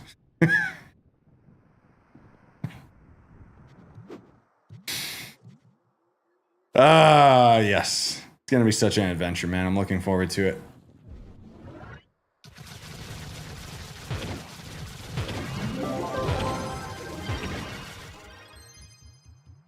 The funny thing too, so there's a little bit of an inside joke going on here. Because the wife and I went to barbecue the other day, and one of the dads there, like, I don't want to get into too much detail with it, but basically, like, it came up in conversation where he was like talking about like how he's raising his kid and stuff, and talking about how like he doesn't want him to be sensitive. It's just like, it's already like so stupid, you know. But it just, he loves talking, dude. So he just kept going on, and I'm just sitting there dead silent. It's like, I strongly disagree, and I, in fact, am insulted at the type of person that you are. You're an idiot. But, you know, I keep my mouth shut and don't worry about it. But that's where I was making the joke about crying, because he's basically saying like, oh, you know, he doesn't want his kid crying, and you know, we were making fun of him after, saying like he's the type of parent where if his kid got bullied, he'd blame the kid. Like, oh, you didn't stand up for yourself, you know, that kind of thing. And saying how like, oh yeah, he was trying to come get a hug from daddy the other day. And I'm just like, no. And it was just like, Jesus, dude, that poor kid. Like, God damn.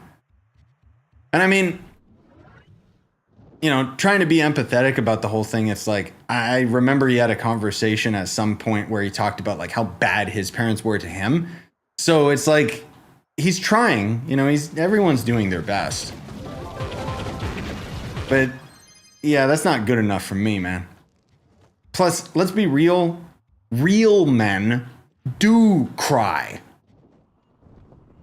That's the thing. There's this whole notion around like guys don't cry, you know? And it's like, bro, if you're a true man and you really don't care what other people think of you because you're that confident in yourself, of course you cry. There's something acutely wrong with you if you don't. But I don't know. I try to be optimistic and understanding about it, but it's just like, I hate that guy. I hate him. Because I just think that poor kid, and then how he's going to treat his wife and how he's going to treat his kid. And it's like, oh, man.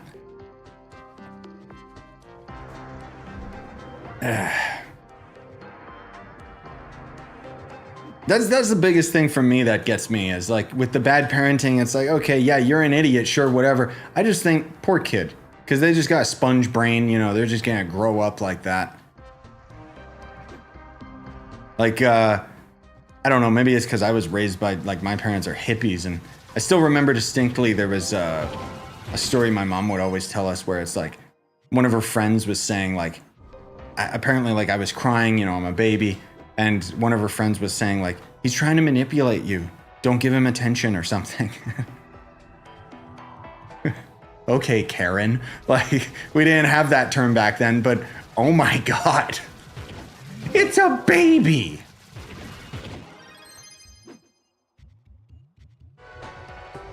Oh, people like that shouldn't be allowed to have kids. You know, same applies to like people that are like abusive towards animals and stuff, and it's like, ugh. Anyway, this is going down a dark road, so let's do an ollie backflip and just get out of that conversation. Despite, you know, the fact is we all know these people are abhorrent. See, my thesaurus is back, even though I stuttered on that one. I feel like there's a sweet spot for strict and relaxed. For parenting, yeah, like, I think that's the biggest thing that you kind of got to gauge and figure out as a parent. Because you got to set boundaries and you got to set rules. But I think that, like, there's going to be a point where it's going to be very easy for us to distinguish when baby Leon is crying because he's whining and crying because he's, like, genuinely sad or something. Like, if we take a toy away from him. Like, he already kind of does that now, where sometimes he'll be like playing with something or chewing on something, and then he starts whining because he's like either overstimulated or he just doesn't like the angle he's holding it. So I just take it from him because it's like, okay, dude. And then I just distract him because that's my job. Maybe he'll end up becoming a freak. Maybe, like, I don't know, you know? Maybe he'll end up hating me. Maybe he'll end up hating laughter because I don't want to be in like situations of like sadness or anger or whatever, or, you know, this walking on eggshells kind of thing. Because that's a lot of what my childhood was, with my parents bickering and fighting and stuff. And, you know, I love my parents, of course. And they've only became better and better people and allowed themselves to grow up with their kids, which is something that, you know, a lot of people can't say. But I think, you know, I think like about the way that I handle things now as an adult, and it's like, huh, yeah, that's interesting. Like, because they would argue all the time and stuff, and now I hate arguing. I hate it. But then the irony is early on in Mariko and Mai's relationship, we argued all the time. And a lot of that was, you know, trying to kind of get over myself and realize like, oh, these are like habits that, you know, I don't want these, but I don't, you know, I refuse to acknowledge that I have these, you know?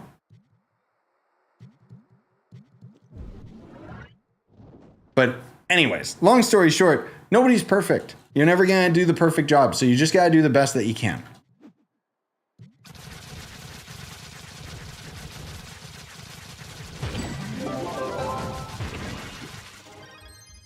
We're getting deep tonight. Studies have shown babies will cry when not needing anything just for attention, but of course they want freaking attention. They're babies. I know, exactly, right? That's the thing is, it's like, there's all these studies and all these, let's be real, nerds trying to overcomplicate it and talk about like this, that, and the other thing. But at the end of the day, like, bro, you can try and justify it all you want to not give your baby attention when they're crying. It's a freaking baby. Oh, it's crying for attention. Uh-huh. So give it attention. Like, oh man, there's one of my buddies who's really into like all that science stuff, and I made the joke about like science is nonsense, you know, because it's non-science, and he got really mad about that. But it's like, that's what I believe. Like, I just think like nerd, you know, it's like it has no place in like the world. Reminds me of, I don't know if you guys ever saw the movie called Idiocracy. Really, really undermined hit of a movie. Like, oh man, I should rewatch that. It's so funny. And the whole premise of the movie is that it shows a bunch of dumb people, you know, getting together, making babies and stuff, and then it shows the smart people being like, well, I don't think that, you know, we should have a baby right now, and they're like over calculating it, and you know, and basically like the whole premise of the movie is, okay, so the idiot gene pool got like bigger and bigger and bigger, and you know, and it's just, it's such a, oh man, it's such a smart comedy depicting like what America could become kind of thing, and it's really, really funny. But apparently what happened with it, I learned afterwards through interviews. Apparently the reason why it got buried is because they had all of these real tied-in sponsorships. You know, like there's a scene in the movie that I absolutely love where they go into Costco and there's this big, tall, depressed guy who's just like, welcome to Costco. I love you. Welcome to Costco. I love you. And it's just showing like that's how bad like the society has gotten, you know? And anyways, the entire movie is making fun of all these corporations. And so apparently it goes that the corporates and the sponsors were basically like pulling out of the movie and trying to bury it because they didn't like that they were used as satire. So apparently that's what happened with it. But anyways, all of that was just to say, yes, people are people, whatever, blah, blah, blah, blah, blah. I gotta rewatch that movie, dude. It's been so long. Hey, Roxy. Yeah, we're kind of talking about dad life and everything like that anyways. The point that I was getting at with all of this, before I went off track, was how, like, when I think to myself and how, like, I hate arguing and attesting all of that stuff because of, you know, how, what was around me and my environment, I think to, like, now the type of person that I am with Leon, where it's like when he whines and stuff, like, I give him attention. And not only that, I also distract him and I want him to laugh and I want him to have fun and joy and all that stuff, right? And I wonder when he grows up, is he gonna be kind of the opposite, where he's gonna be like, oh, dad, you're never serious. You know what I mean? it's just a curiosity of mine. Like, I wonder if that's going to happen, or maybe it'll be different, you know, because of the way that I dealt with, you know, how I was raised, like everyone's different. And so it's just, I'm really interested to see the type of person he's going to become, you know?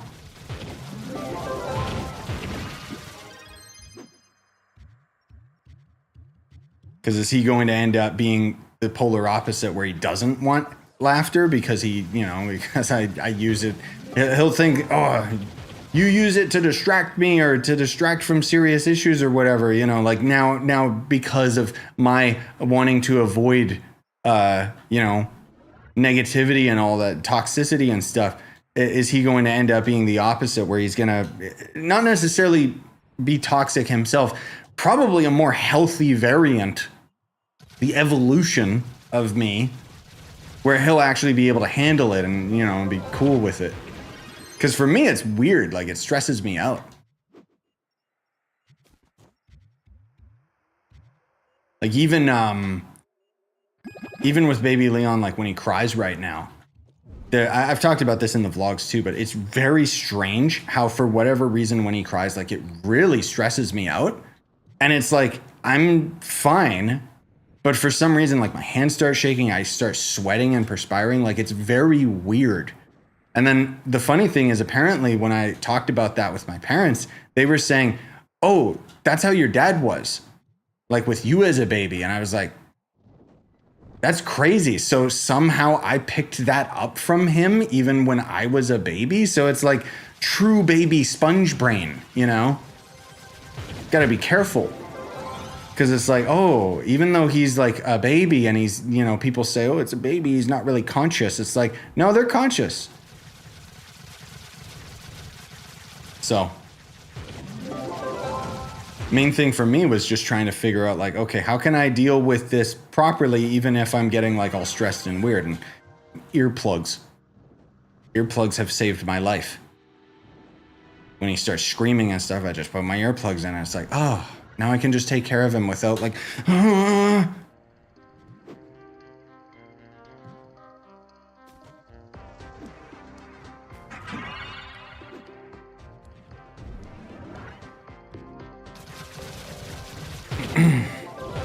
Anyway, how's your guys' night going?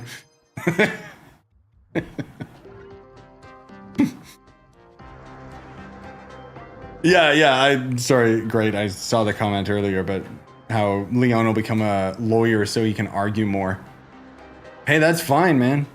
Then he can at least buy a house in today's economy.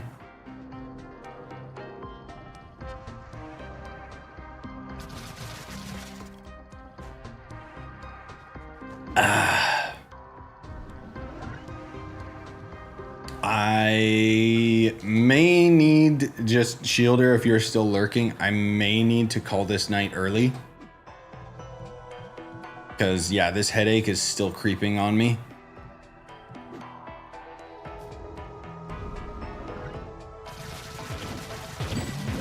I don't think I'm going to go to bed anytime soon because I'm too caffeinated up. But I think it's getting close to the time where I should get off the computer.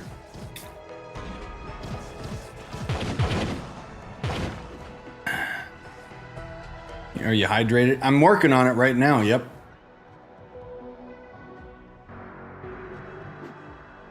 But with the wife having tomorrow off, that's the other option too, is if I end up going to sleep early tonight, it means I could, you know, wake up at a proper time tomorrow and just get some work done while she takes care of baby. Which is probably not gonna happen because we'll probably get busy with like, oh, we gotta do grocery shopping or something, you know? Oh yeah, the content filter on Steam. Yeah, let me Google that. Just so that I get the page ready. Ugh.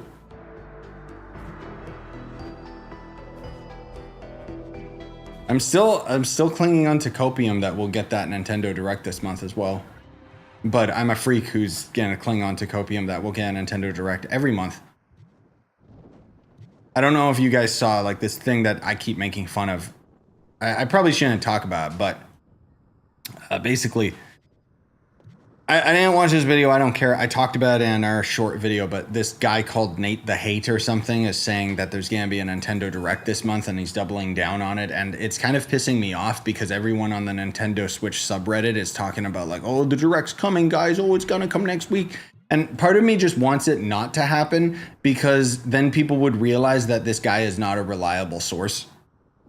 Because no leakers are. You want to know why? Because anyone who actually knows what's going on with Nintendo or whatever else, you know, anything, has signed an NDA.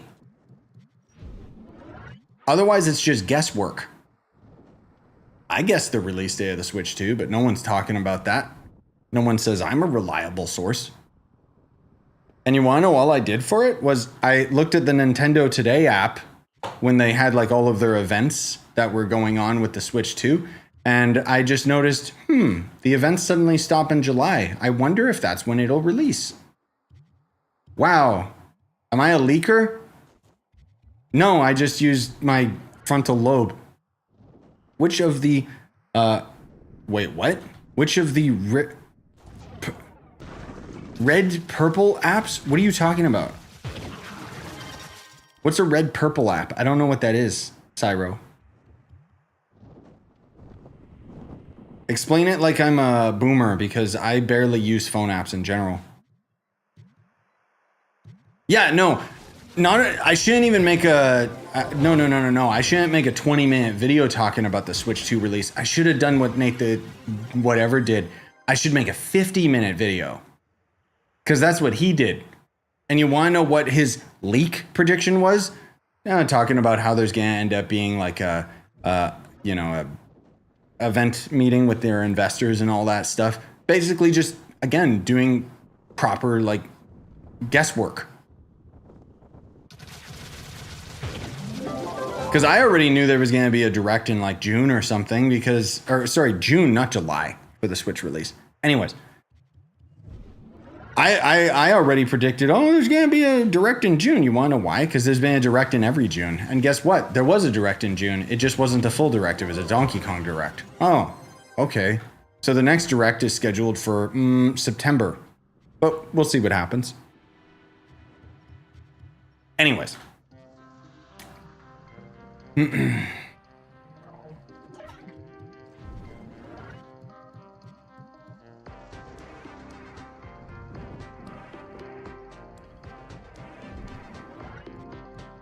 Oh, sorry, Cyro. You're asking about like Twitch or YouTube. Bro, it's whatever platform you want. We're allowed to multi-stream now. Thank God. But as far as what do I manage? The YouTube side. Twitch is just an afterthought. I'm gonna be real. Twitch just has benefits that YouTube still doesn't. Hey, KU. What up? Yeah, so for the longest time you weren't allowed to multi-stream on multiple platforms, but they finally changed it in their terms of service on both YouTube and Twitch's side. So yeah, you can just multi-stream now. Otherwise, I never did it because you weren't allowed to. You could technically, but you couldn't monetize it. But yeah, that's old news. Why don't you stream on Kick also? Because I don't, like, as much as I already hate Twitch for, like, its weird hot tub, you know, stuff, I hate Kick even more. That is a terrible platform.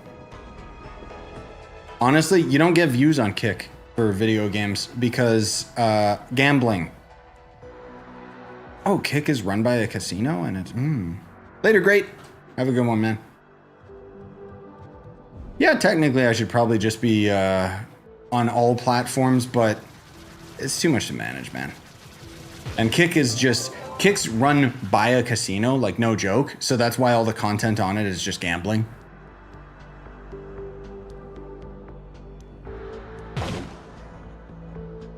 Is that Scream Hard? Whoa. Hey, man. How you been?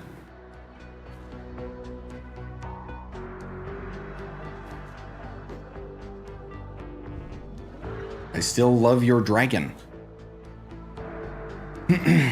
How many tomes do you have? All of them? No, I don't know. It's not a matter of how many tomes I have, it's how many ones do I have favorited, in which case, 15 plus 6. That's like 38, right?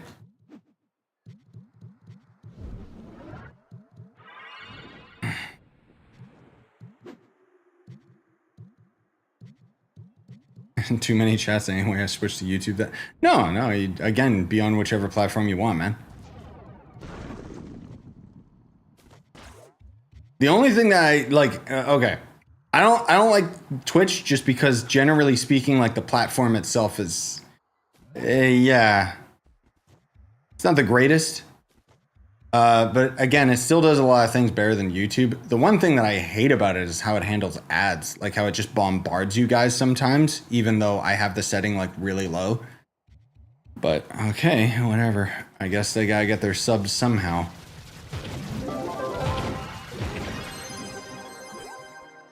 Been pretty good. Heading, living in Seoul. Nice, dude. Heading to Philippines soon. Still doing content, just not Trove.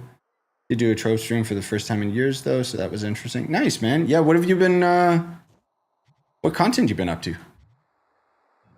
That's crazy. Yep, I'll ping you if I do, Shielder. I'll ping you if I don't as well, just to let you know. Otherwise, more than likely tomorrow.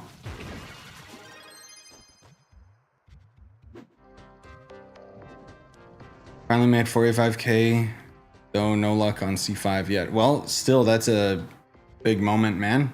Nice.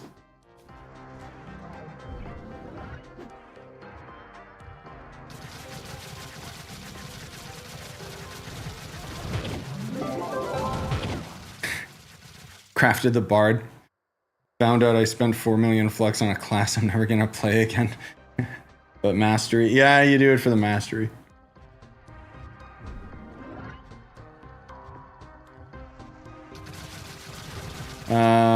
Mostly been playing ARPGs, similar gameplay, I suppose. Popped off with Diablo 4. First Diablo 4 video got 600k views. Jesus, yeah, nice. The algorithm picked you up. Let's get it.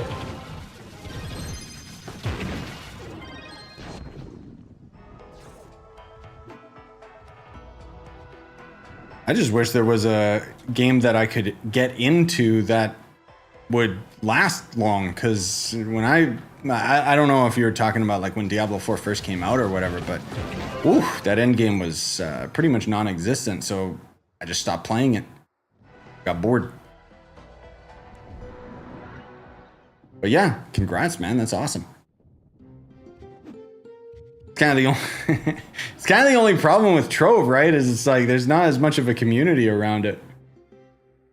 But for whatever reason, it's like all the other games that I always end up playing, I get bored and I always come back to Trove, so. Well, I say that as if I ever leave. Wasn't your OG namesake plays? Yes.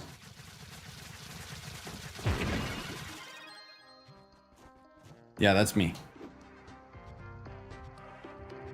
I'm sure Diablo 4 is a lot better now. I've heard good things about it, but for me, it's like, I don't know. I just can't get into it. Hard to find a good game to stick to. That video was when it came out. Oh, okay, nice. So you did end up, getting into it right away. Nice. Yeah, I just wonder, like, as, you know, from content creator to content creator, did you end up, like, was there a lot of content that you could cover, or did it get to the point more so now, more than ever, where you struggle with, like, not necessarily coming up with ideas, but coming up with things that people actually find interesting? I mean, a lot of that's got to do with the algorithm being garbage these days, and search terms being like, oh yeah, this game's not as relevant anymore, and blah, blah, blah. Because, yeah, there's another buddy of mine that, well, a buddy of mine, an acquaintance, someone I know, Darzeth. I remember him and I started talking because he actually started out with Trove immediately on his channel, and that's where we got to talking, and then he ended up moving on to Roblox, and now he's like one of the big Roblox creators, which is cool, you know? awesome for him. Just it makes me wonder, maybe I picked the wrong career path here. But, you know, I enjoy it. So whatever. I'll just keep playing Trove till the day I die, and now that Hightail's gone, I have nothing else to wait on. The thing, I wish there was another game that could keep me this interested, man.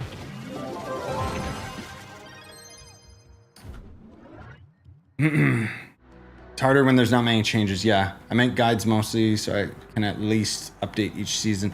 Oh, right, because they got the seasons. Yeah. And yeah, guides are where it's at, like as far as views are concerned. I agree. Nice. Yeah, excuse me, guys, talking shop here, but that's the thing. That's what I was trying to do with Path of Exile 2, you know? And I was slowly breaking into that community. But then guess what? The end game was garbage, and I got bored. And the first season that they put out was like even worse. And I just couldn't force myself to play it, man. So it was like, all right, guess I'm waiting for 1.0. Like, oh man, it's just how games are nowadays. There's not really like those big hits that used to come out. What do you think about the upcoming Mystic Gems? I've talked about it in our streams, but maybe you weren't here for that, KU. But yeah, basically, like, I think Mystic Gems, I got it. I get it. Yeah, later, Screamheart. You have a good one, man. All love, brother. Anyway, for Mystic Gems, I'm not going to say that I dislike it, but it's not interesting. I'll say that. No, Hightail got canceled. I had videos talking about it that'll summarize it better than those other channels that make hour-long rants about it. There's still, believe it or not, there's still copium online that Hightail's not dead when it most certainly is. Basically, the devs are indie devs and never have made like a full project themselves, so they just kind of lost sight of things. Perfectionism mindset and not having a proper leader. And ultimately, Riot just, all right, you're out of here. Here's a big severance check. Get lost. You're not going to deliver on time. I feel for them, and I hate the fact that Hightail isn't going to exist, because I was really looking forward to that, not only just myself, but also as a content creator, because I thought, ooh, another voxel MMO? But nope. And then the last news with it is the Hypixel CEO, who didn't believe enough in Hightail to fund it himself in the first place, now suddenly believes in it and wants to buy up the IP. So it depends if Riot sells it to him, but it's going to be a process that'll probably take a year or more.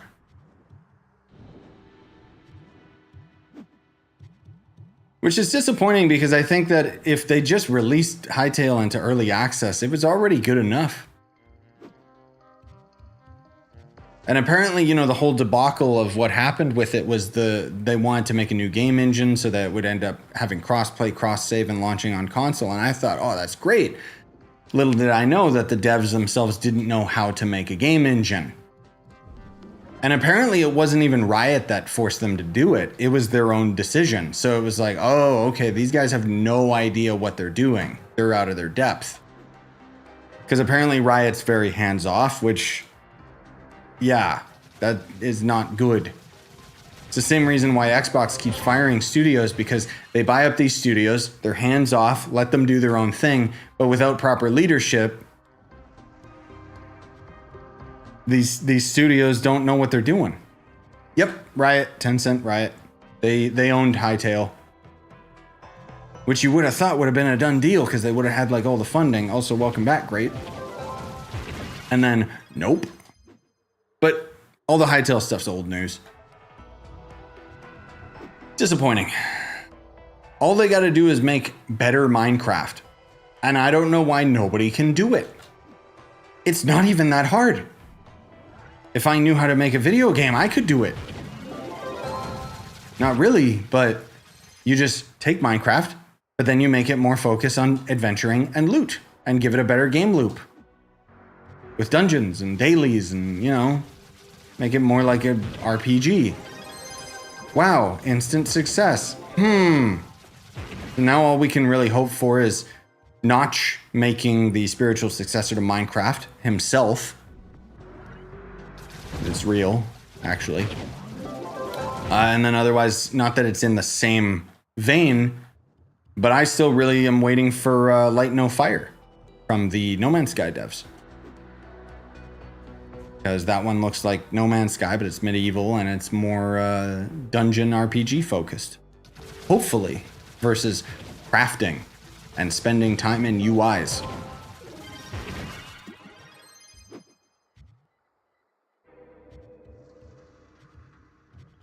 Invest, expect results, don't get the results, then let them go. Tough crowd. No, it's perfectly acceptable. Like, I understand. Because gaming is, you know, it's a difficult situation. Like, the fact that video games even release is, like, actually insane when you think about it, especially if it releases and it's actually good. But I think, again, the biggest problem that we have to consider is with Hightail, these are Hypixel people. Like, Minecraft modders were making their own game. And originally it was going to be on Java, and then they decided, oh, let's make our own game engine, which they don't have any experience doing. And then lack of leadership.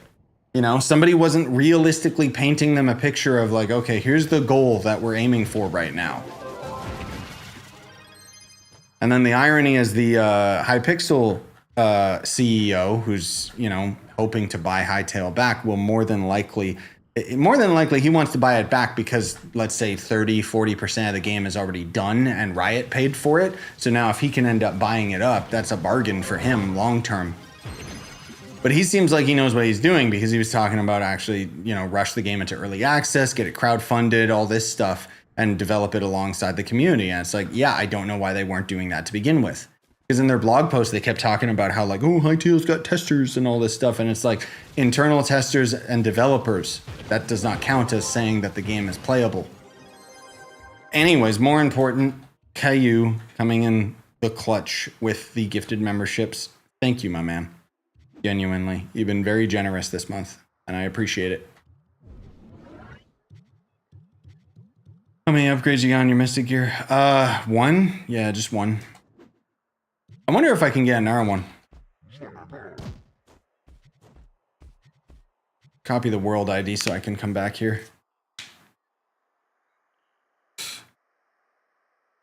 But it really depends on what I've gotten out of, yeah, nowhere close. I need like 100 more.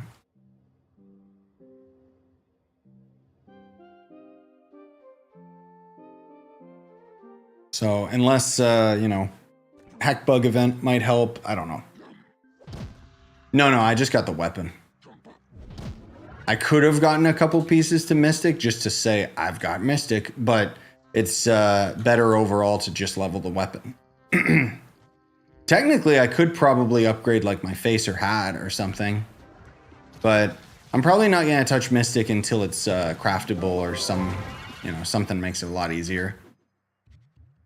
I did my daily Luxian Souls today. I did miss 2 days though, and I'm okay with that. I thought about it, but yeah, Luxian's pretty boring, so.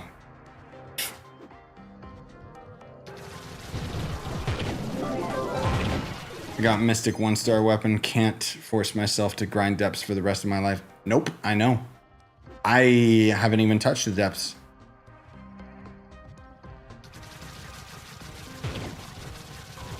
That's the thing, dude. Like, I hate delves in general. Like, I can't bring myself to do it. I feel like Team Cherry's kind of doing that with Silk Song. That's why it's taking so long. They're perfectionists and just want to be perfect. Yeah, but at least they have like the they have the rights to their own game, so they can't can it. You know, they're just slowly cooking. and they want to outdo themselves with Hollow Knight. So I'm pretty confident they can deliver with Silksong, honestly. Like, as long as it's taken, I think they can do it. So long as the game releases and doesn't just come into early access.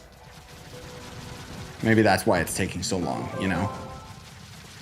But again, my argument is, well, nobody's talking about Metroid Prime 4 except for this old timer, because I've been waiting for it for years. In fact, when did Metroid Prime 3 release? 2007. Let that sink in. That's how long I've waited for the next Metroid. So, I mean, Metroid Dread was beautiful. Don't get me wrong. It ended up winning my Game of the Year when it came out. But you have no idea how much I want to play Dread Prime 4, I mean.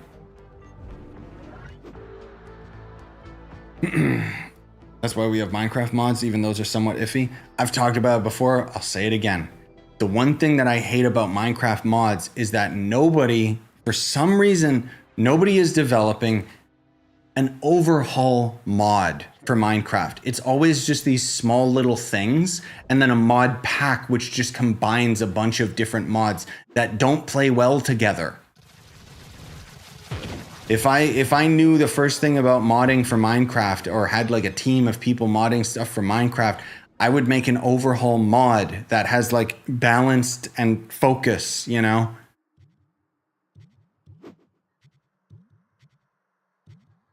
The thing about Hightail for me was that it had like a clear vision. Well, I guess it didn't have a clear vision. That's why it died. But for me, the combat looked great because it was more like, oh, a heavy weapon knocks an enemy around so you can knock them off the cliff versus like a blade that does more like raw damage or whatever. And then just dungeons and so on and so forth, like stuff like that. Sky Factory is a complete overhaul. Yeah, but it doesn't like, you know what I mean? Like, it does one specific thing rather than just being like a whole Minecraft like redone type. You know what I mean? Anyways.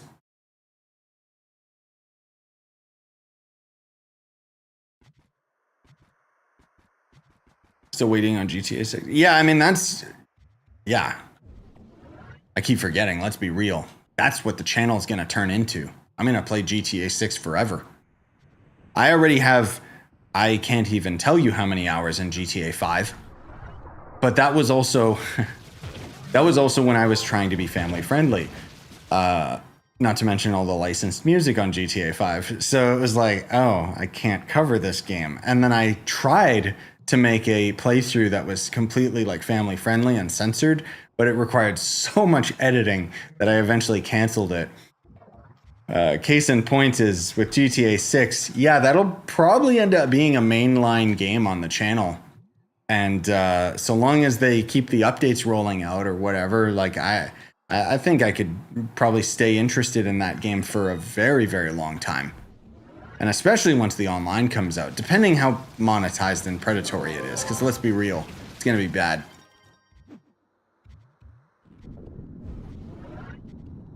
Crafting the Cosmic Dragons, what pushed me to 45k though? It was insane to get 5k cores when you don't get C3 or C4 that easily, but I maxed gear crafting, so it made it easier to get the 3 dragon eggs. Was wild though. Nice.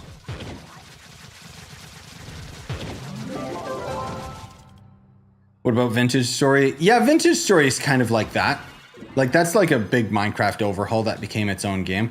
I just personally hate what Vintage Story is. Like, just for me personally, it's like, oh, extreme survival, so you gotta do like, it's like those agricultural like Minecraft mods that basically just became so broad and big that it became its own thing.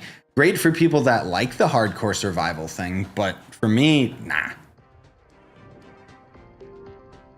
But anyways, with GTA 6, it's like, oh, now I can just play it because I'm not necessarily family friendly. I still try to keep my swears on the down low. Just because of how YouTube is and stuff, but... And then a lot of times when a game swears, it's like, oh, thank God I can swear and be myself. But then I also don't like the side effect of I swear a lot in real life, like a lot. And so... when I'm like, oh, I can be unfiltered, and then it's like, oh, every second word is the F word, and it's like, oh, people don't want to hear that. I don't know. I still try to consider like how my average viewers are still not. Yeah, anyway. Point is, GTA 6 is gonna just be like, I'm just gonna have fun with it and just go. I'm really looking forward to it.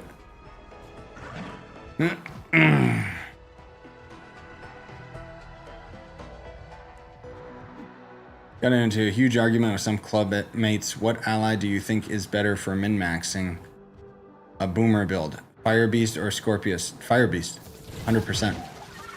Scorpius is for movement speed. Fire Beast is better, like just as far as damage.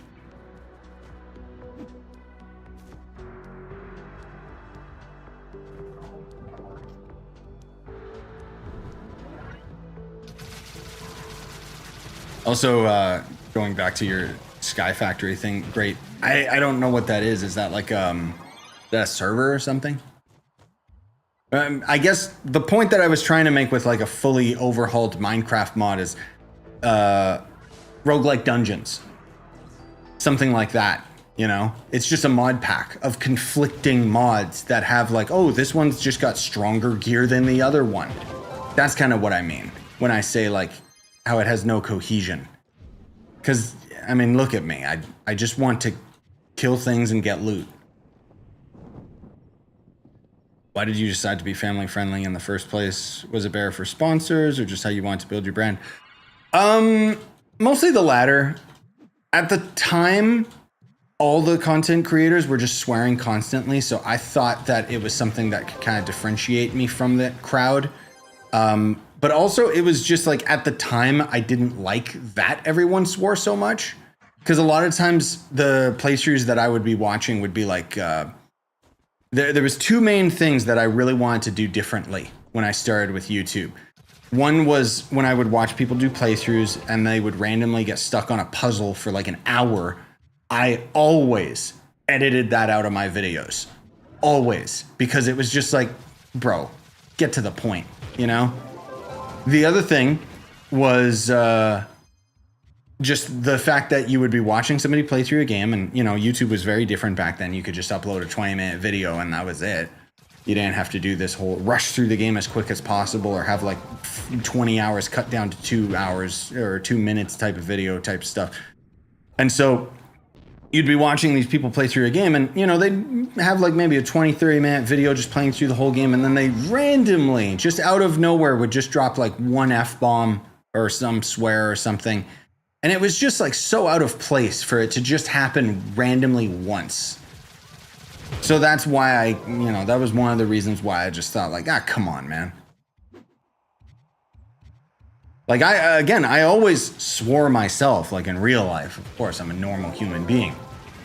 But then what, you know, the counter, the flip side of it, what eventually ended up happening was, as I ended up building up the brand as being like family friendly and all that stuff, I ended up kind of coming into the point where it became very stressful for me because, I don't know, maybe I swear for stress relief or something like that. I don't know. It doesn't really matter. But the point was that, you know, I was playing Trove and then I accidentally ended up like swearing once or twice. And the amount of like stress and dread that brought me was just like, nah, this is not going to fly. Because then I was constantly watching my words. Rather than now, it's like, if I slip up, who cares? Even though I still technically am not swearing in my videos. Most of the time. So then I decided, okay, screw it. We're going to swap it around, you know, because the other thing too is how it affected the community. It was very difficult to manage because a lot of the people that stuck around with the channel for a while, you know, they grew up. And, you know, started becoming teenagers or adults and everything. And so being so strict and rigid with like our banning waves, for example, like not only in the club world, but also in the Discord and back in the day, Razor comms and all that stuff, it just became this thing that kind of lost sight of the original reason why I was doing it in the first place. And it was just like, okay, so this has grown beyond this. Let's just dump it. And then, you know, that's how I killed my channel. by moving away from being family friendly. And for a while there, it was like the polar opposite, where I was just allowing myself to swear and just being more normalized as, you know, being like the type of person that I am in real life. But then now it's kind of ironically come back to a regression where I'm purposely like trying not to swear in my videos and stuff like that. But the point is, it's a lot less of a persona, and now it's just me being me and being open and honest about the fact that, oh yeah, I swear more than a sailor. Like, it's bad. And because of it, I think it's a lot more healthy. That's kind of the main thing that I tried to curate over a while with my channel, for better or worse in terms of views and the analytics and all that crap, is being me and being as authentic as I can be with you guys. And I think personally that that's going to be a lot better in the long run, because, you know, if there's ever a chance where I become a big boy channel, you know, start making like hundreds of thousands of views again or something like that, then at the very least, I can say that I got there as me, and then this will be what my channel is known for moving forward, rather than, hey guys, what's going on? Blah, blah, blah, blah, blah. I gotta be constant high energy. This is really stressful for me. I'm faking it. Can you guys tell I'm faking it? You know, like, I can't live like that, because the difference between me and a lot of the other content creators is I am living this. This is what everything is poured into in my life, is just the YouTube and the channel and everything. So, which is probably not healthy.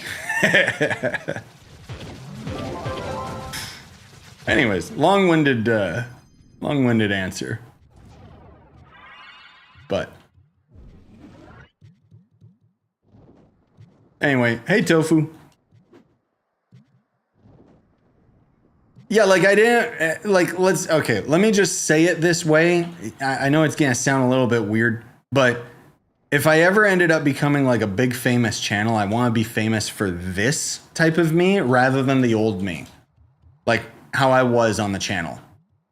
I'm not gonna say that I was like faking it, you know? It's not like those other content creators that clearly make content for children. For me, I was just like completely unhinged while purposely being family friendly. Basically, I would just allow any intrusive thought to enter my mind. And that was the part where I knew, okay, this is what game commentary is right now. Just being, you know, I knew I didn't have the experience to be able to commentate without fumbling over my words or having multiple thought processes going at the same time. It's a muscle that you gotta work out. And now I've gotten to the point where I can carry a conversation and I can end up, you know, clearing a lot of the silence, but also I can also allow the silence. And that's something that, you know, most people don't do. Granted, in my videos, I still, you know, get to the point, choppy, go, no silence, edit all that out. But when it comes to streaming, like, it's, you know, I just wanted to be able to be a lot more chill and just be more myself.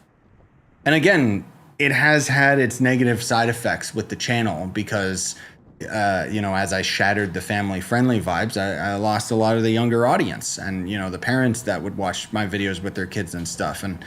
And yeah, it's sad because, you know, it's sad to be working just as hard, if not harder than I ever have, and not be rewarded for that. But like I said earlier, I'm really trying to just hammer into my brain. It's like, why are you doing this?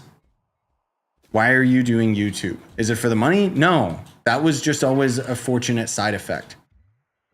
Because the other thing too, and I've talked about this more recently with my brother, where the main reason why I wanted to kind of curate this, you know, being more myself and more authentic on the channel is because I saw very briefly the reason why so many big time channels have like their mental breakdowns. Because if I can be real with you guys for a moment, this entire platform and how a lot of society works is pretty bad and toxic for your own mentality, right? And I'm not talking about like just the world being toxic or anything like that. I'm talking about like social media. Because when you get so tied up in putting yourself out there in your videos, and then the views and your paycheck is directly tied to those videos, you suddenly start questioning yourself, because it's like, what am I doing wrong? Why am I not doing as well? What's going on? What's wrong with me? And I got to that point, and I very quickly noticed it and realized this is not healthy. I need to change things up. And that's where a couple years ago, you know, I started working on myself and the way that I present my content. And with it came not being family friendly, and instead just, you know, being more myself. And, you know, I think a year or two ago, I started really focusing on how I was going to end up doing like live streams and stuff like that. And that's the thing is, again, like the trade-off is, yeah, I'm not making nearly as much off YouTube as I deserve, whatever. But at the end of the day, I am so much happier doing what I'm doing now. And I'm very, you know, I'm very confident in what I'm doing now, where it's like, oh, well, whether it gets views or not, I'm happy with this video that I just made, kind of thing. I started doing it for me. I started focusing on myself again, rather than chasing trends and clickbait and all that other stuff that, you know, gets you paid. And hopefully the dream would be that one day I can be making some pretty good money off of this for this way of doing things. I don't think that that's very likely, because as the way that YouTube is and these platforms are nowadays, it's the irony is they call it YouTube, despite the fact that it's not about you anymore. It's not about the creator. It's about the viewer. It's about trying to get them on the site. It's about trying to get them to click through as many videos as possible. Doesn't matter if they end up shadow banning this video or that video, or, you know, keep everybody away from my other videos. No, they just want to end up getting people on the platform. They don't care about the creators, which has been something for years nowadays anyways. But you saw it as they started to slowly kill the YouTube rewind, because it started getting more and more and more corporate. And that's kind of the biggest problem that's happened with YouTube is, you know, myself, like I'm kind of what I would call a grassroots, like blue collar Let's Player. And that's just not something that the algorithm really promotes anymore.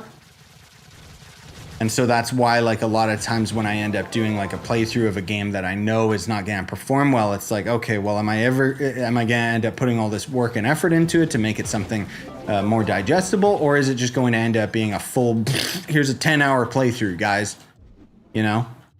But again, if it's something that I'm satisfied with. But the other thing that's kind of happened with regards to like how people consume content is it's also turned into this whole idea of people wanting to consume content as quickly as possible. And that's where I learned very quickly that there is just a point to that you cannot keep up. Because there are, for example, Donkey Kong, for example. Day one, people had the final boss video out, spoiling everything. I saw this one scumbag, this channel that just blatantly lied and said, like, what happens when you get 1,000 bananas? There's not 1,000 bananas in that game. People have realized on social media that, wait a minute, I can lie and I can make money from this. In fact, I can also just put out factually wrong arguments. And wait a minute, it's actually going to perform better because people will come into my comments and actively try to correct me and, you know, say that they were rage baited into it, but YouTube just sees that as engagement. And so I, you know, for better or worse, again, pride myself on the idea that I'm going to deliver to you guys the best goddamn content that I possibly can, and it's not going to be focused in BS and clickbait. It's going to be straight to the point, And if I ever end up making my videos that talk about like the Switch 2 or anything like that, it's going to be very clear cut, 2-3 minutes tops, rather than 50-minute rants from these idiots that don't know anything. And is that going to perform better than their videos? No, it's not. But I don't care, because the few of you that have come here, I appreciate you. And I'm not going to waste your time, because the world is moving way too quickly to end up wasting my time watching a 50-minute video rant talking about why we're going to have a Nintendo Direct in July. Even though they don't actually know. Anyway.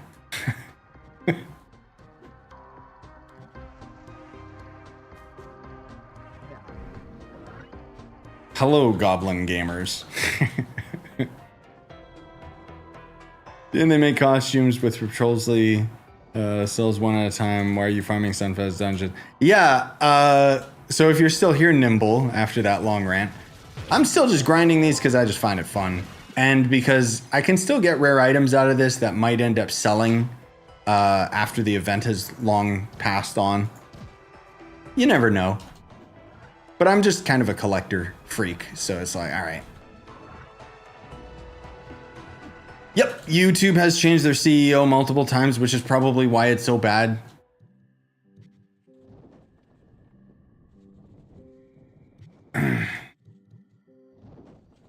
Oh, Tofu, you know Just. Nice.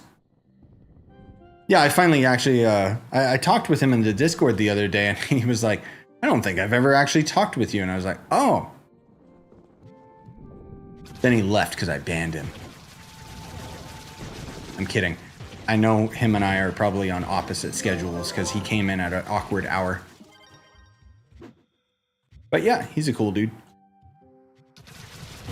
Sorry for turning your stream into a therapy session. No, that's the thing, dude. That's exactly it, right? This is what I've curated. I can just go ham. I can just talk about all this stuff and not have to worry about it because I don't care about the algorithm. Screw the YouTube algorithm and whether or not this video is going to perform. I want to be able to be present. That's the thing.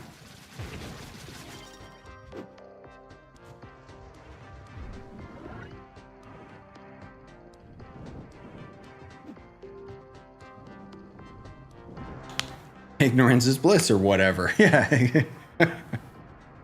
I mean, I say that, but if I'm being real, I have never even once looked at my analytics and I don't care. Going back to earlier when I was talking about ChatGPT and, you know, my brother talking about it and stuff, and when I was saying like how I was using ChatGPT for my work, you know, most of all just to cut down on scripts for my reviews and stuff like that, basically, again, for people that might just be tuning in. For my Death Stranding and Donkey Kong reviews, I basically wrote out the entire script and then I just used ChatGPT to clean it up and make it shorter. And I like it because it means that, oh, I don't have to make this video 10 minutes long. I can make it actually like 5 minutes or under. Hell yeah. And that's the most that I've been doing with it. But when I brought it up to my brother about using ChatGPT for my work, he was saying, oh, to like, you know, are you using it to help with your SEO, like your search algorithm and stuff like that? And I was just like, you know, talking about all this stuff that I'm talking about with you guys, where it's like, that's getting into the numbers a little too much. You know, I've never once ever looked at the analytics. It hurts my head. It makes me feel self-conscious in a way that I just I can't handle it. So I'm just gonna keep doing what I'm doing. And, you know, so far it's been working out pretty well. The only thing is, again, being realistic, Trove's not as popular as it once was, and it is slowly bleeding out, even if people are coming back now because of the better servers and stuff. And, you know, again, like I said earlier, it's like I can't really fake it when it comes to like my enjoyment of a video game, which that I know is a detriment to me as a content creator because you're supposed to just fake it. So there's all these other games that I thought, oh, this is going to be the one. This is going to be the game that's going to be on the channel as long as Trove has been on the channel. Nope. I always get bored, or the game just secretly sucks, or just isn't, doesn't have enough to it, or doesn't do the infinite grind as well as Trove does. Because criticize Trove as much as you want, I still love the grind. That's all I need is a grind.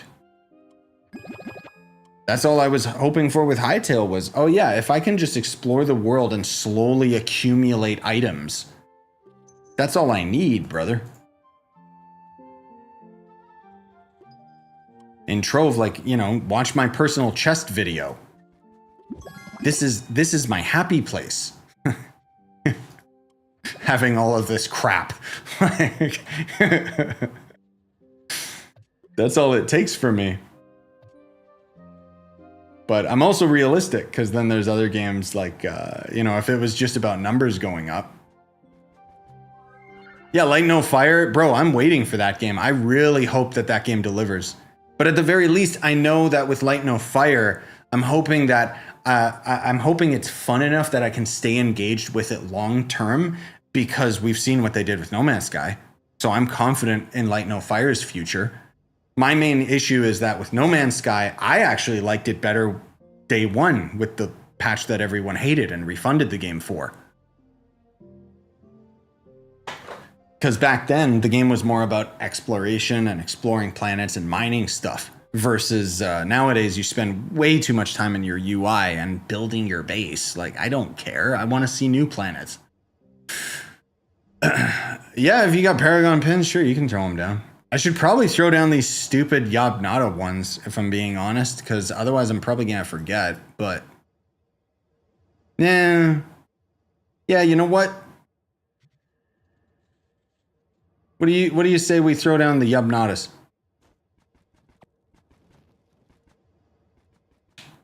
I'll throw them down in a second. I'll give it a little bit so some of you guys can come. No, Yabnatas you gotta do in like Geode Sanctuary. Wait, I can't throw them in the club?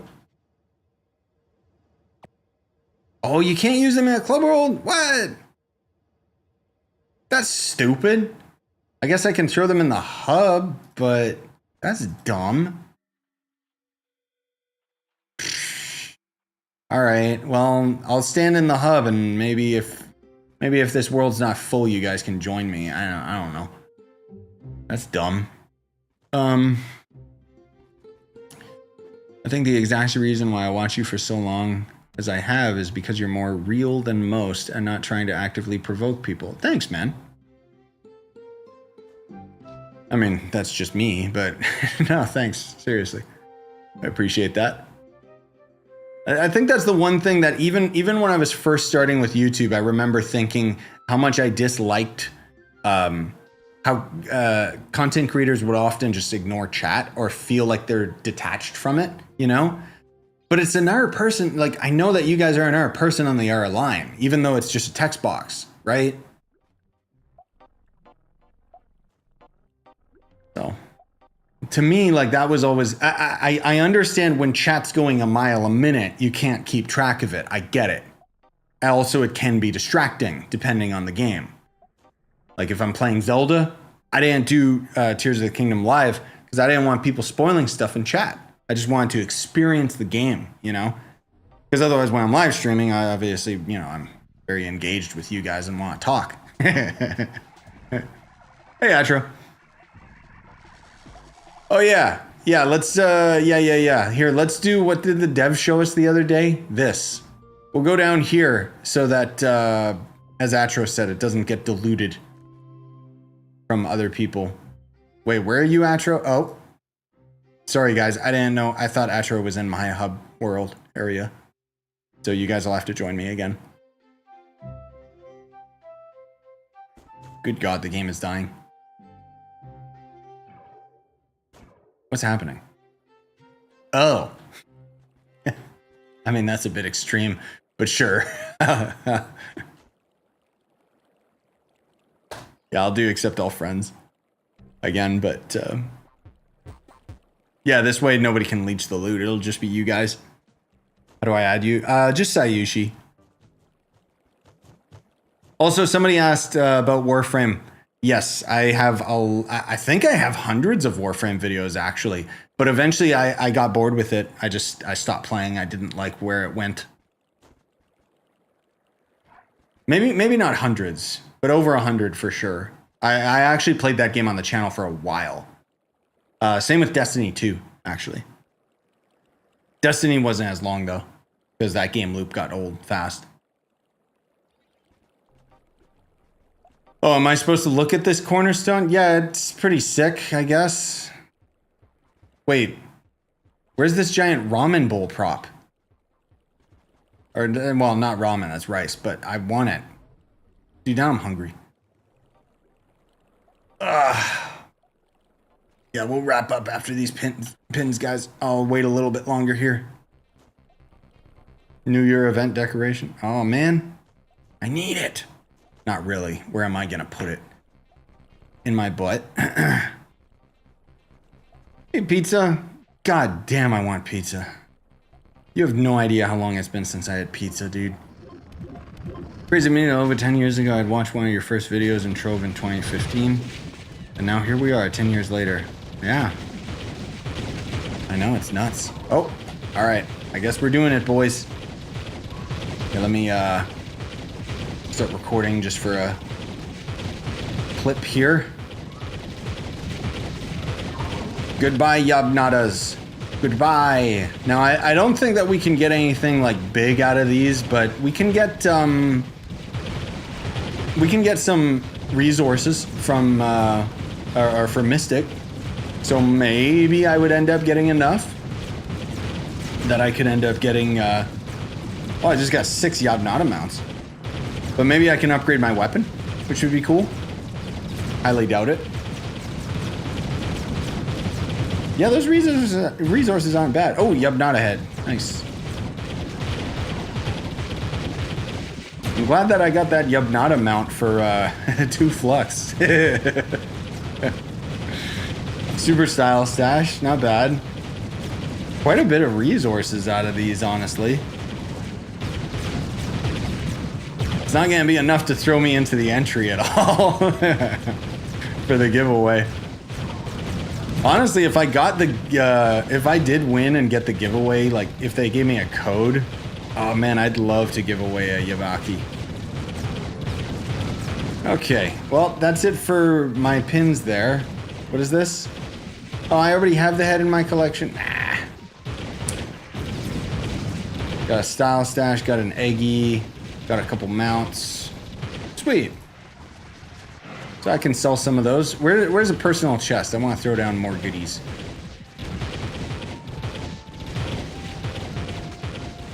Let's see. Sure. Let's go for my 32 primal pins here. Oh, apparently I got a couple more of these pins? No. There we go. May as well throw down my primal pins. I was slowly stocking them up, but, you know, if we're gonna do a pinata video and end this event in a bang, we may as well do it proper, right? Let's see. We can do 20 mastery pins and maybe 111 of the sun pins that nobody likes. Yeah, just cuz. Yeah, if you guys want to throw down some pins, be my guest. I'm not saying that I won't still get more Yab pins, but, you know, we only got like a couple more days of the event anyway, and things have been really busy for me, so I just don't know if I'm gonna be able to log in every single day to get the last few, so.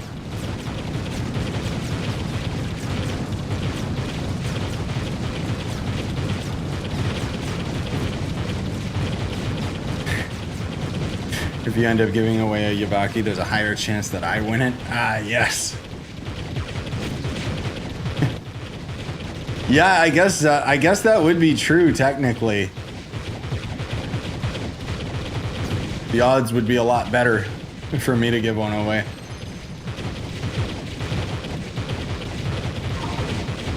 Oh,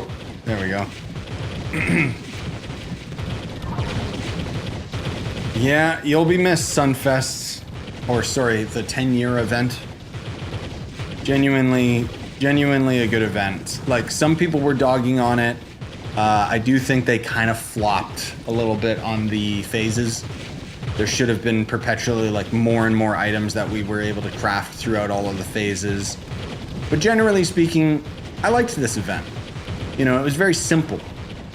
It was just grind cake dungeons. And then, you know, there was the Moon Yada boss or whatever, and I liked it. It was a fun one. I want more. Oh my god, did someone throw down the big boy pins? But I want, wait. Wait, do you guys see this? Why does it say that I have 0 of this egg? Hold on, is that a visual glitch? I can't move it. Dude, I think it like deleted it from my inventory. Hold on, I gotta see this personal chest. Can I?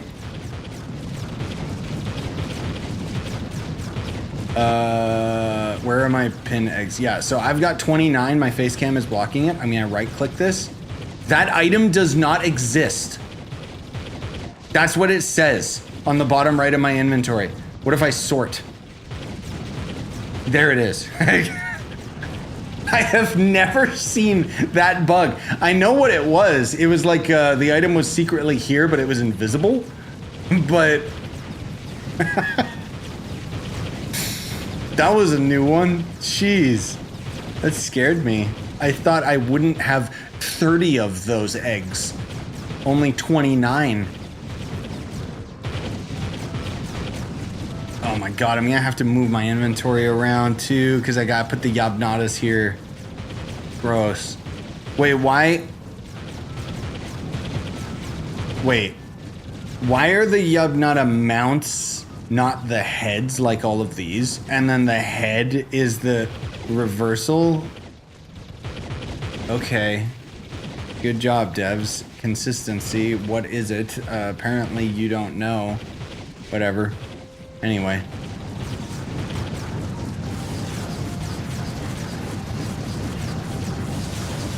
All right, is that it? We good? Because I wanna see. Is there a forge here? I want to see if I just so happen to get like how many did we get? Not bad actually. A little bit more than I was expecting. So for context. I think this was at 200 earlier, and this was at 70.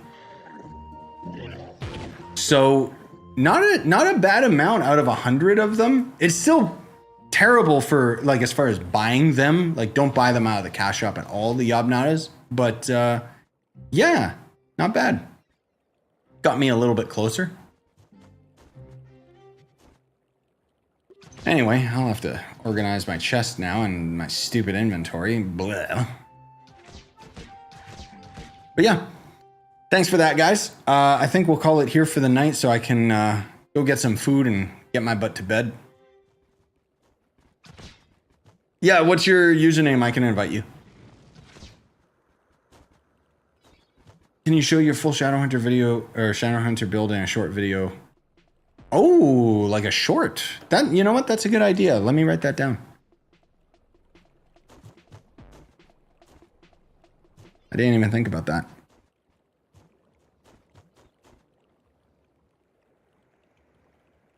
My other videos are still relevant. Like the most recent video that would be focusing on my class guide for Shadowhunter or whatever. Would still be basically what my build is now.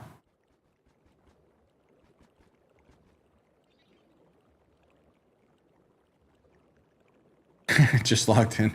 Think that's gonna be it for the night. Yeah, sorry, Ricky. Oh man, we streamed for almost 3 hours again. Time flies when you're having fun, dude. And I've been having a lot of fun with Trove lately, my man. Like, geez. Oh, what were you saying as well, Pizza? Just came back to Trove last week and I was like, crap, I missed out on the first 2 phases. I just finished it in a few days. Oh no, the phases are so quick to go through for sure. Managed to get my hands on one of the 10th anniversary live stream trophies. Oh, like one of the dev heads? Nice. When do you usually stream? I want to join more. I don't have a stream schedule, I'm sorry to say. Usually around, let's say 10 to 12 Pacific time, like 10 p.m., 12 a.m. is when I get on, because that's when the wife's gone to bed and the baby's asleep. It's the only time that I really have. But yeah, I do still have a lot of our Trove videos that I do have planned for you guys. I arguably should have uploaded one of those today, but instead I just had those Donkey Kong videos. I do still want to do more Donkey Kong on the channel, but yeah, my schedule is pretty messed up. And I want to see over these next few days if anything comes up. Oh. Trove developer slain on... Nice. Yeah, so for those of you that didn't catch the Trove dev stream, they went into Bomber Royale. I'm assuming you bought this, Atro? Because you weren't in the Bomber Royale that day, right? To get a dev head. 30 mil well spent. Nice. Yeah. Part of my collection. It's kind of gross, actually. Kind of like, you know, spending $50 for feet pics. Yeah, I do plan on doing more Donkey Kong. So just to clarify, I discovered something today. I started a new file on Donkey Kong, and I realized I think you can technically beat that game without grabbing a single banana. I might be wrong, but I noticed all the bananas. I was able to avoid them all, which means that I will never be able to upgrade Donkey Kong, which means I can never upgrade his health, which means that once I get to the late game, bosses would one-shot me. So that'll be a tough but fun run. I don't know when I'll start that. Depends when I have time. Maybe tomorrow. Just for funsies. I don't know. Anyway, love you guys. Thanks for coming out. Appreciate it. KU, shoutouts again because of the membership gifts. Hope you guys had fun. Yeah, challenge video, where I would basically do it as a live stream, and then similar to the other videos I put up, I would cut it down to something more reasonable. Anyways, bye guys.